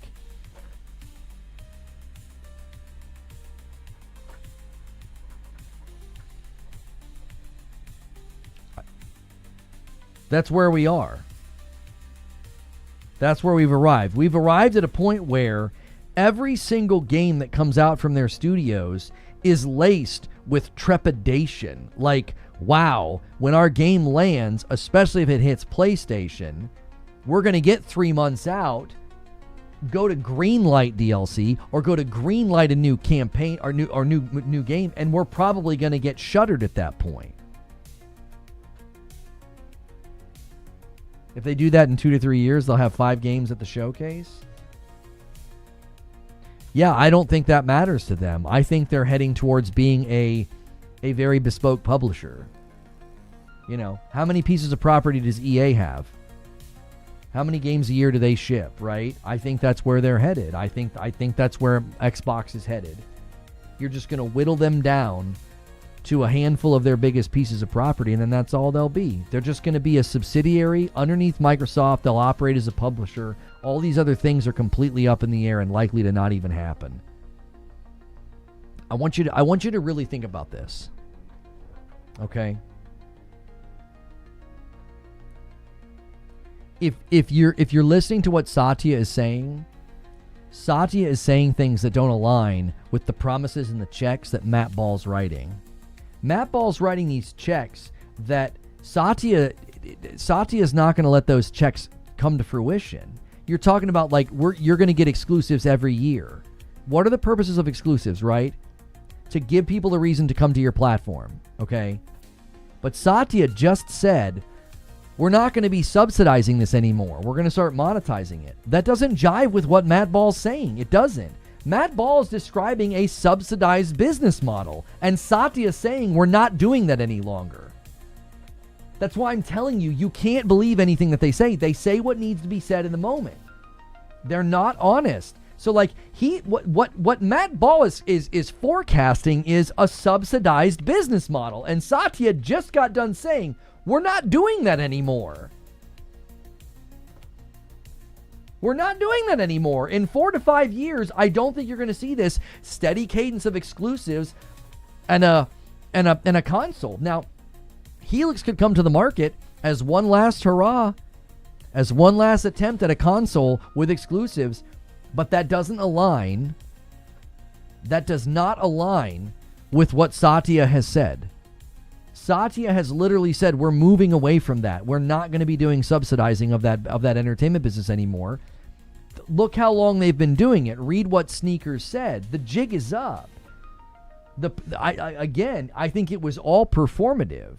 I think it was entirely performative. I think the entire move with exclusives was not a strong commitment. That's why Asha's commitment to it in that one interview is so soft. Asha literally says, she sits down with Fortune and says, there'll be 1 or 2 a year. If the business gets healthy, we will try to add more. That's such a soft commitment. None of them are saying the same thing, by the way. She's saying that if the business gets healthy, we'll try to do more. Satya is saying we're moving away from subsidizing this and we want to monetize this. But then Matt Ball's like, you're going to be getting exclusives every year. There is no conversation about reversing course on this. And it's like, but both Satya and Asha are signaling that this is 100% not going in that direction, where you're going to get this firm, steady cadence of exclusives and that return of like what built Xbox in the past. They're not signaling that. The messaging is all over the place. It's all over the place. I remember when we were covering Crimson Desert, and I remember telling people that it felt to me like they were trying to create the illusion of transparency. Homie from Crimson Desert was doing all those interviews, right? And I said, this is the illusion of transparency. They won't show us console footage. When we finally saw console footage, it was terrible. Console footage, at launch was bad. The game had a terrible score for the first week because it was bad pretty much everywhere. Credit where credit's due, they fixed the game. I'm talking about the marketing, though. They gave the appearance of transparency. That's what this is. It's a big mirage. It's this illusion of transparency. Well, he's talking, she's talking, he's talking. They're all talking. Yeah, but when you scrutinize what they're saying, there's no consistency. There's no match. It's like their verbiage doesn't match up. They're all saying different things. You got one guy being really, really strong and just bald, firm statements of, there is never been a conversation about backing off on this. And then Asha's like, if the business gets healthy, we'll try to do more. And Satya's like, we're not going to do subsidizing of this anymore. We're going to monetize this. Those 3 positions, statements, phrasings are all vastly different than each other. So it all depends on who you listen to. And you know who I listen to? I listen to the leakers who have been consistent, and Satya Nadella, and it hasn't steered me wrong yet. If you listen to the leakers and then you listen to Satya, you know everything that's going to happen. You can see the future. You can see the future. You just got to listen to Satya and the leakers, and you can piece it all together. Don't listen to the Twitter promises. Don't listen to these strong assurances. They're hollow. They're empty. They all were false in the past. I bet you they're false right now.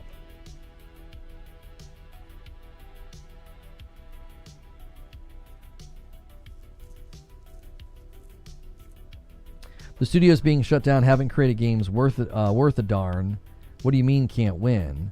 The crap product they brought to the market is enough for other buyers to see. That wasn't the narrative that I heard from Xbox fans all this time. I heard Hellblade 2 was amazing. I heard it was a game of a generation. I heard it was one of the best looking games ever made. People celebrated South of Midnight. Now, granted, there weren't a lot of Xbox guys throwing confetti in the air for Kiln, right? There weren't a lot of, celebrations for Kiln. So I'm not going to act like that one was one Xbox boys were running around throwing confetti in the air for. But come on, man. Like I said, the corpse of the studio is still warm, and Xbox fans will just willingly spit on it. Like, you go from being like, Hellblade 2 is amazing, it looks fantastic, it's one of the best looking games, you'll parade it around and celebrate it, and then when the studio gets closed, you're just like, you'll just spit on the corpse. Yeah, they sucked anyway. It's like, what the frick? Those Xbox fans are delusional, let's be honest. So, Arkane Lyon, you don't think Prey, Dishonored 1 and 2, you don't think those are good games? Well, I remember a lot of Xbox guys celebrating Deathloop. Deathloop got a Game of the Year nomination, and I had to hear for years about how great that game was and why it deserved a Game of the Year nomination. That's Arkane Lyon. That's a team behind Blade that's apparently getting shut down. What about Double Fine? I remember people constantly telling me that Psychonauts 2 was Game of the Year worthy and better than Ratchet and Clank, and Double Fine's fighting for their life. That's who made Psychonauts 2. That's Double Fine. Compulsion Games made South of Midnight. I thought South of Midnight was a vibe. South of Midnight and Compulsion Games is literally the kind of studio where you foster talent and you work on the next game. Like, I don't know, Returnal to Sorrows or Kena Bridge of Spirits to the new Kena game, Kena 2. Like, South of Midnight has got a vibe. It's artistic, it's creative, it's cool. And they sucked. That game sucked. Good riddance. Like, what the frick? Like, do you even like games? I just rattle off a lot of different games. Prey, Dishonored 1, Dishonored 2, Deathloop, Psychonauts 2. Like, these are games, and South of Midnight. These are games that added texture and variety to your portfolio. You just want a bunch of gun and ball games? Dishonored 1 was like, what, 2 decades ago? Dishonored 2 is only 10 years ago. What do you mean? Like, what? Dollars to donuts, you were excited that Arkane Lyon was making Blade. You were. I didn't hear any of this. I didn't hear any of this energy. When Arkane Lyon was tapped to make Blade, I didn't hear anybody saying, they're not that good. Why'd you pick them? They're bad. Why'd you pick them for Blade? It was celebration. It was like, damn, those guys can make some pretty dope games. They made Prey and Dishonored 1 and 2 and Deathloop. Deathloop was a Game of the Year nominated game. And now it's, they suck. They hadn't made a game in a long time. Come on. Come on. South of Midnight was a dope game. I'll tell you what this is. You are a symptom of Microsoft. You're a symptom of Microsoft. You don't give a frick about creativity. You don't give a frick about fostering talent. You don't care about having variety and texture in your game lineup and fostering talent. All you care about is the money. That's it. That's it. Do you know what South of Midnight is? It's proof of concept. It means that studio can make a really cool game with a really cool vibe and a really cool art style. It's proof of concept. And you're just like Microsoft. You don't look at it and see it for what it is. You're like, wow, South of Midnight, that really, really proves that those guys have got some talent over there. The soundtrack was incredible. The art style was super creative. I actually thought the story was great. The only thing I didn't like about South of Midnight was the combat. I just wanted the combat to get a quality pass. I said the same thing about Kena Bridge of Spirits. Kena Bridge of Spirits What was it? It was proof of concept. Wow, these guys can make a pretty dadgum good game. It's proof of concept. Like, and to be like, well, it didn't sell well, get them out of here. It's like, I look at Hellblade, I look at Ninja Theory, I think the same thing. It's a symptom of Microsoft. No culture, no creativity. They don't understand gaming. They will let high pedigree, quality, creative companies, they'll let them go. Hi-Fi Rush, Hellblade, South of Midnight, Psychonauts, they don't care. They don't see those things as what they are. Evidence of talent. That's what those games are. They're evidence of talent. And if you don't want to take the time to foster it and to grow it and to invest in it and then market it and get return, then get the frick out of gaming. I've said this for a while. I've never, ever had an issue with Xbox. I want Microsoft out of gaming because they don't get it. They're bad at it. They make tools. They're utilitarian. They're corporate pirates. They know how to spend their competition out of business. It's why Matt Booty wrote the email that he did. That's their culture. You spend your competition out of business. You flex your checkbook. And that's what they did. And look where it landed them. They're just running ripshod over companies that are creative and create cool games. They suck at gaming. Always have, always will. No culture, no creativity. That's all they got is a big fat checkbook and a big giant machine that can just churn through engineers and people that can build tools. And when you apply that to gaming, it doesn't work. If you look at what they did to 343, and how they treated Halo, it's like you didn't value your property at all. You had people walking out the door every 18 months because of your Microsoft corporate idiotic policy. Yeah, let's talk about Clockwork Revolution. Let's talk about it. It's another game and another company that you might as well just close down the minute the game hits the shelves and people can buy it and they can download it. Why? Because it's not going to make enough money.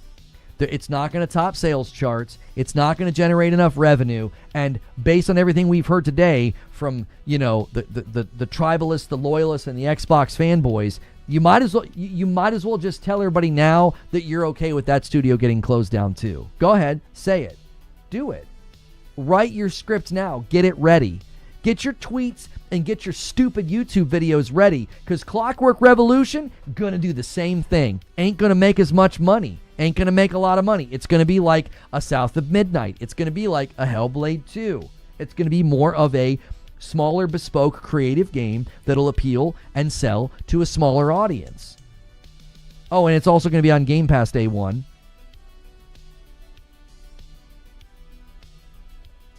Gonna be on Game Pass Day 1. So just write the script now, so you could make the video now. You know how they write obituaries for like old celebrities so they're ready when they die? You might as well write that video now. Yeah, it's okay that they shut that studio down because the game sucked and didn't generate enough money. Collect all the receipts now. Do it.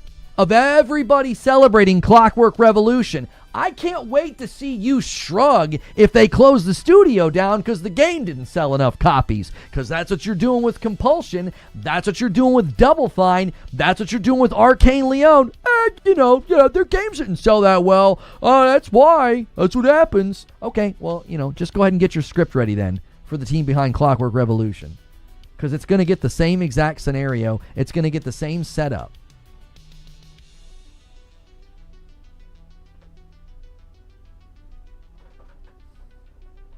Clockwork will definitely sell better than South of Midnight, but being on Game Pass Day 1 is going to hurt it for sure. I'm not making a hard prediction on quantity of sales. It's going to be in a lower selling ballpark, though. We know that. It's not going to be topping the charts. It'll get a smaller marketing push. It'll get a smaller amount of sales. It's on Game Pass Day 1. It'll probably do better on Steam for sure because it's got like a BioShock vibe. But I'm here to tell you, you might as well get the script ready. It's not going to generate enough money. It's going to be grounds to close the studio. It's going to be grounds. It's an exclusive also. Like, these conversations kill me. It's like you guys don't think beyond the moment. What you're saying is grounds to basically close down any studio that isn't making Call of Duty, basically, because they're not going to make enough money.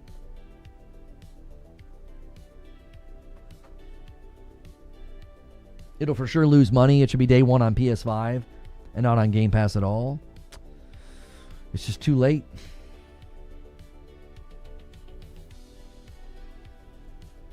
It's not going to top the sales charts. It'll be exactly like Outer Worlds 2. Yeah, isn't that team worried? Yeah, what's going to happen to the team that made Outer Worlds 2? Judas is looking sweet?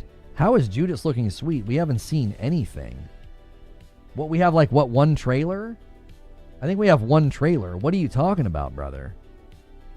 Art direction, yep. Concept sounds good, but we haven't seen anything.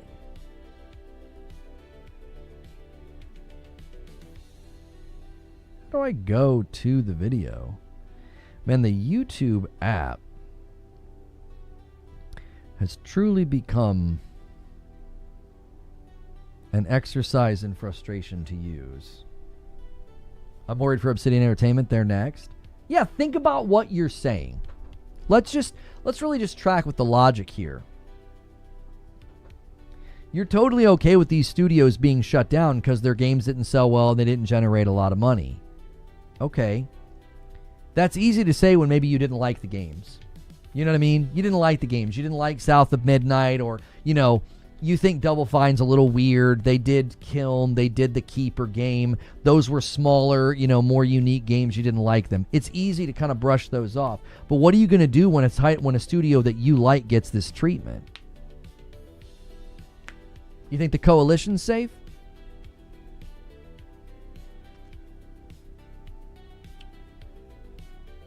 Nobody's safe. If Gears doesn't sell well, yeah, Turn 10 could be gone too. Forza Motorsport was a disaster.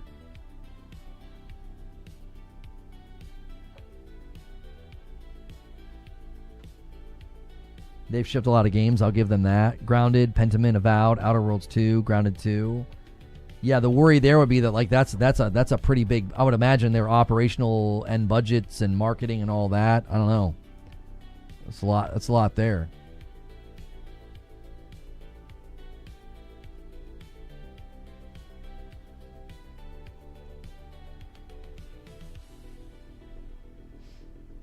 According to the Housemarque interview, they're now truly a PlayStation first party. Lots of help from other parts of the organization. The studio has quadrupled since 2017's Nex Machina. They're now around 120 people. They feel good about Soros continuing to sell. They'll keep supporting and updating the game.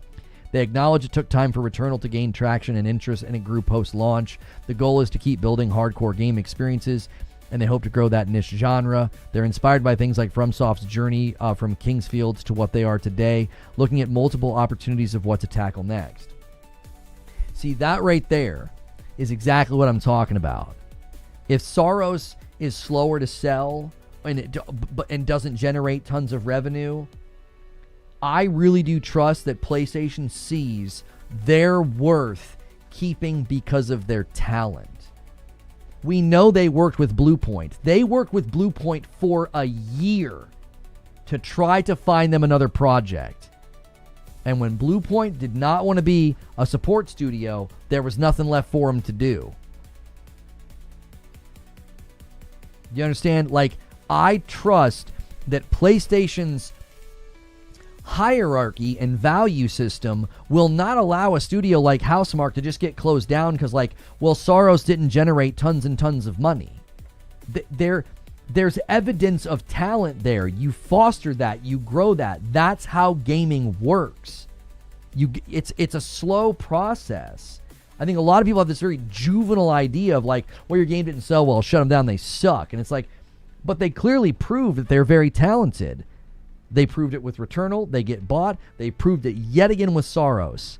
Soros is a high pedigree, highly respected, well-developed game. There are other studios that are looking at that game saying, dang, that game is really well built. It's when you have that level of pedigree and respect in the market, they're not going to shut you down because like, oh, well, we didn't make enough money off of your game. That's not how PlayStation operates. PlayStation does not operate the way that Microsoft does. When you list all the games that PlayStation has shut down, half of them are really small and hadn't done anything for years or had abysmal flops and failures like we saw with Concord. That's not the same as when a game comes out and there's clear evidence of talent. It's a completely different hierarchy and way of judgment. Like that's not how they operate. I always joke that Sony doesn't talk enough, but this settles it. They speak the right amount, and we never see different people in their team coming out with conflicting messaging. Yeah, now more than ever, you can see that the strategy of not saying anything is so good. Because you've got Asha, you got Satya, you got Asha, and you got and you've got Matt all saying things that don't line up.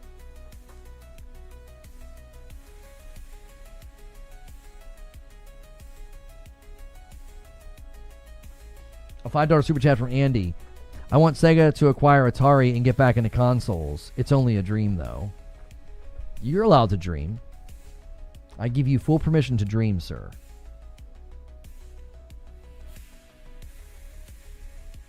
There's a reason Bend is still running. I bet you Bend goes through some restructure. I wouldn't be surprised if Bend goes through some layoffs because of they wasted a lot of time. But again, I don't know if a studio with that again, when you have a studio where there's evidence of talent and you have a project for them to work on. See, the difference between Bend and Bluepoint is, as far as we know, they found something for Bend to work on.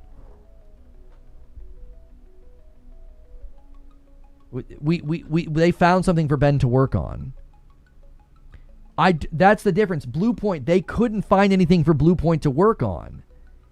Now, that was a mutual situation. They had them working on the God of War game. Now, I had people up my nose and on my comments and screaming at me saying, well, PlayStation forced them to work on the live service game. That is false and untrue. That's not true.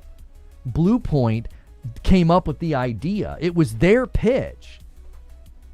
It was literally their pitch.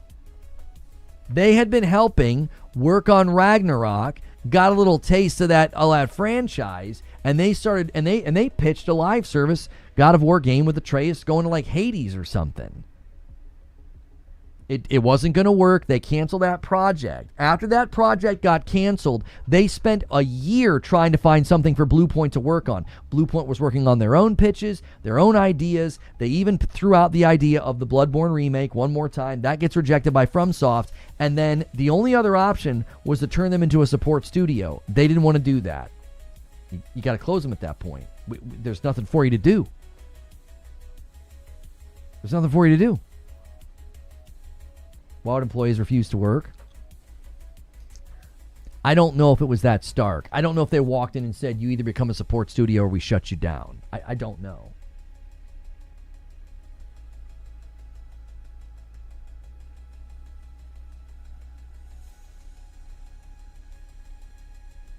Sony also rejected Bluepoint's proposal for Bloodborne twice. That's also false and untrue. Both times, PlayStation, at least the second time, PlayStation said yes to it. FromSoft said no, brother. They need Miyazaki's blessing, and he has said no. The literal every report we have on this, PlayStation said yes to it. It's a dunker. It's a no-brainer. It's like, yes, do it. That'd be great. You guys do great work. I added in an entire amount of context to this. I went and did the research, and like many of our uploads, it didn't perform well because we're not really an upload channel, and it's incredibly unfortunate. Bloodborne Remake is Dead is the name of the video. Didn't even crack 3,000 views, right? Thanks to all the FromSoft boys subbed here that didn't watch that video. We appreciate you. And I went and did the research, and if you listen to how Miyazaki talked about the Demon's Souls remake, I completely understand why he keeps saying no to the Bloodborne remake. So if you watch that video, I walked through the interviews, his phrasing, and how he talked about it. Miyazaki was basically like, that game looked so good, it put pressure on the team building Elden Ring. And, as you know, that's not a From Software high on the triage priority, is to push graphical fidelity. They literally felt pressure because of the nature of the Demon's Souls remake.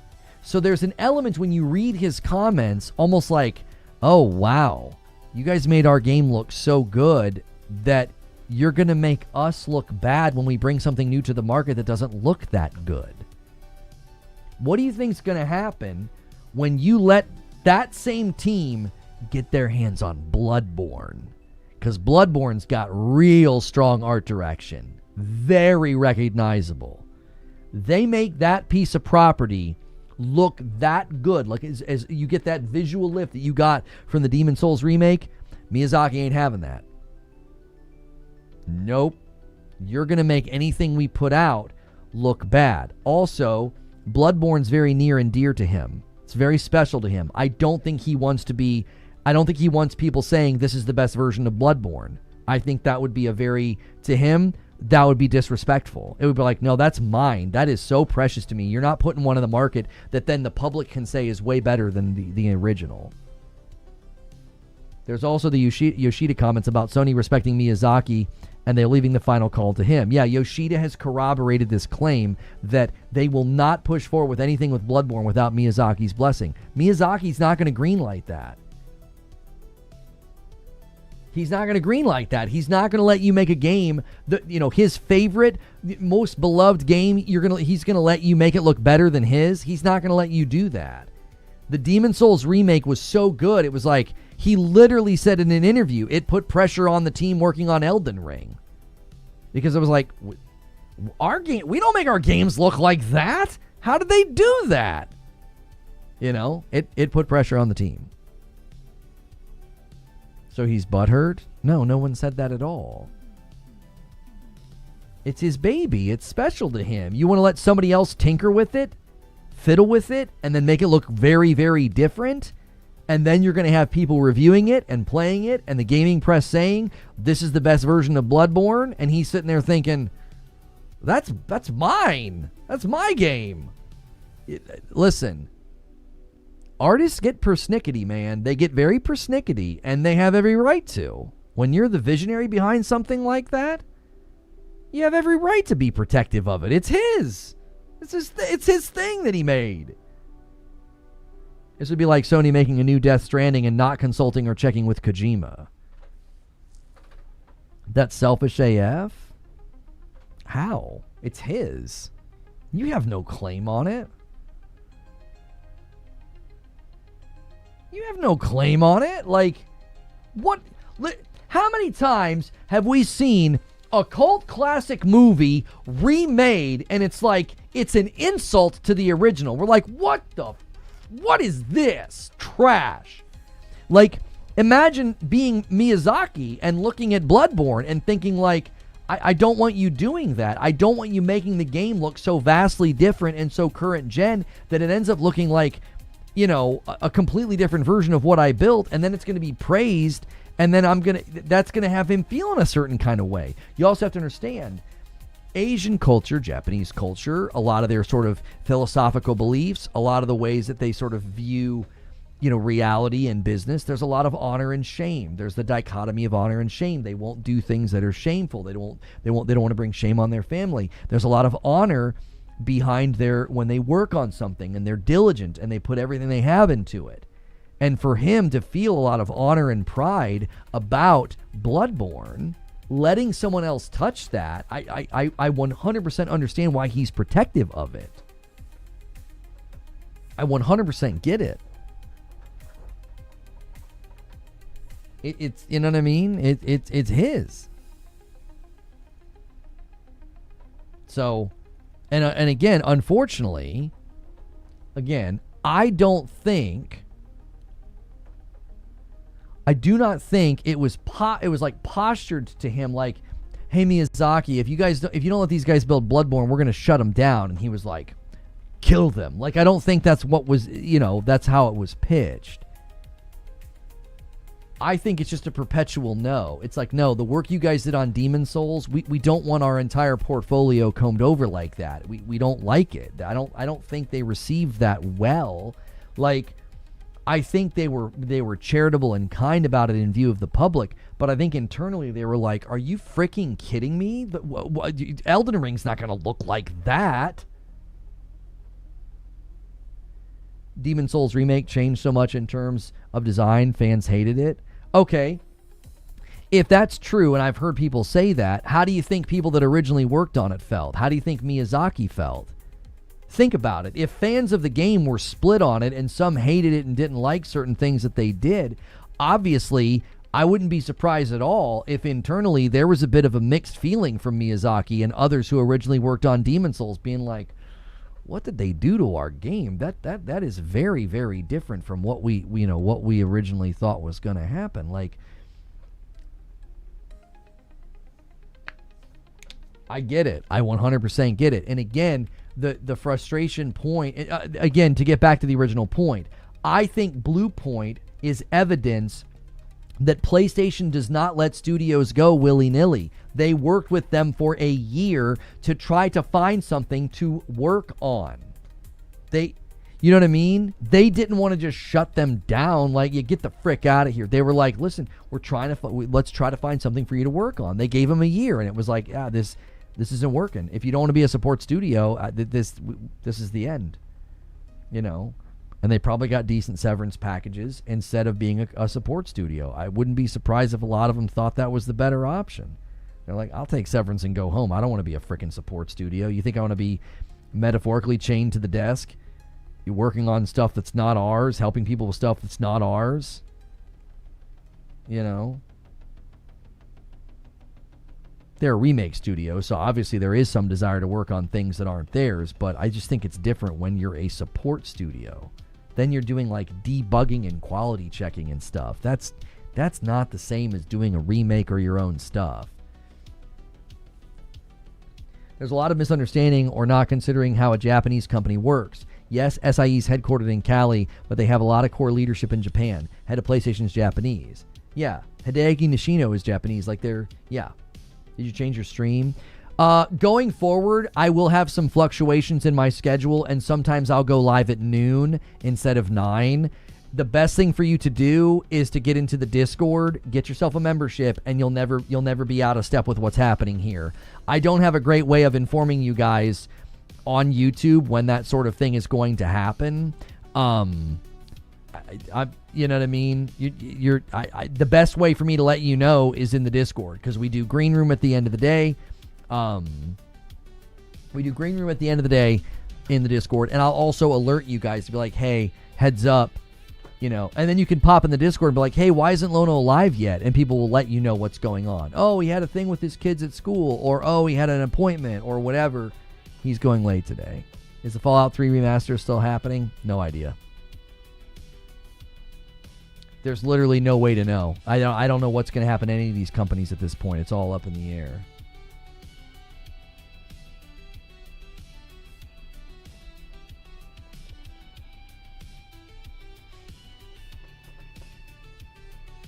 Why the change? I just said I'm going to have some fluctuations in my schedule. Sometimes I'm going to have to go live at noon. Your YouTube channel description says 10 a.m., by the way. Huh? Oh, you're right. It does.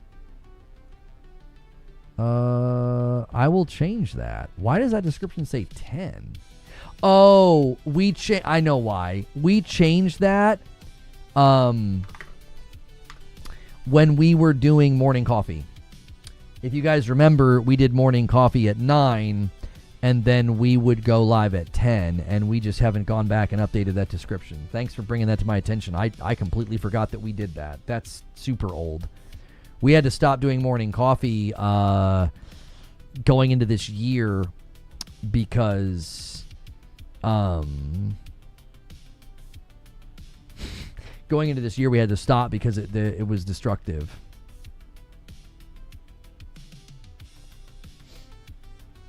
Like, members-only content's just not good for your channel right now. I'm seeing people bringing it back. I've seen people start doing more members-only content again. I don't feel like doing that. I'm not going to mess with a good thing. The channel has been performing a lot better for us. The turnout in lives, you know, I can put out uploads, and we've been getting good results. You guys are supporting those things, and part of the reason that you're supporting those things is they end up in front of you. And when you start doing members-only content, it disrupts all that. And then you might not see an upload.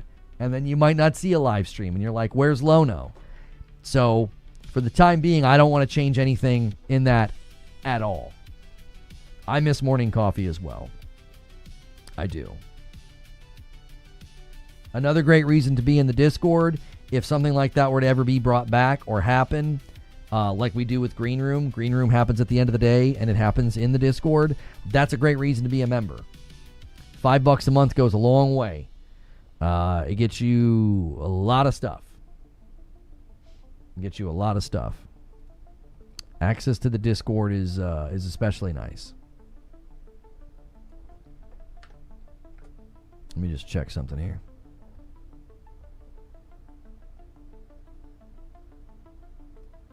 Okay.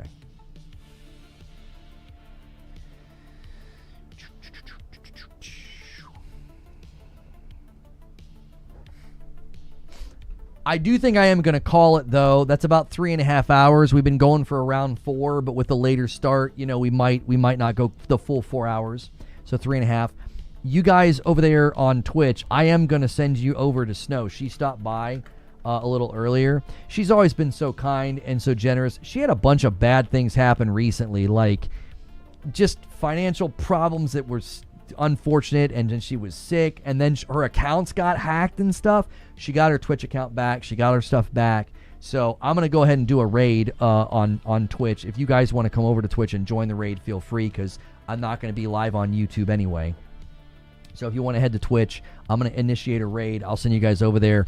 If you guys got any support you want to throw her, I know it would be greatly appreciated. Just a series of unfortunate events. It's like when it rains, it pours on people, and I always hate to see that.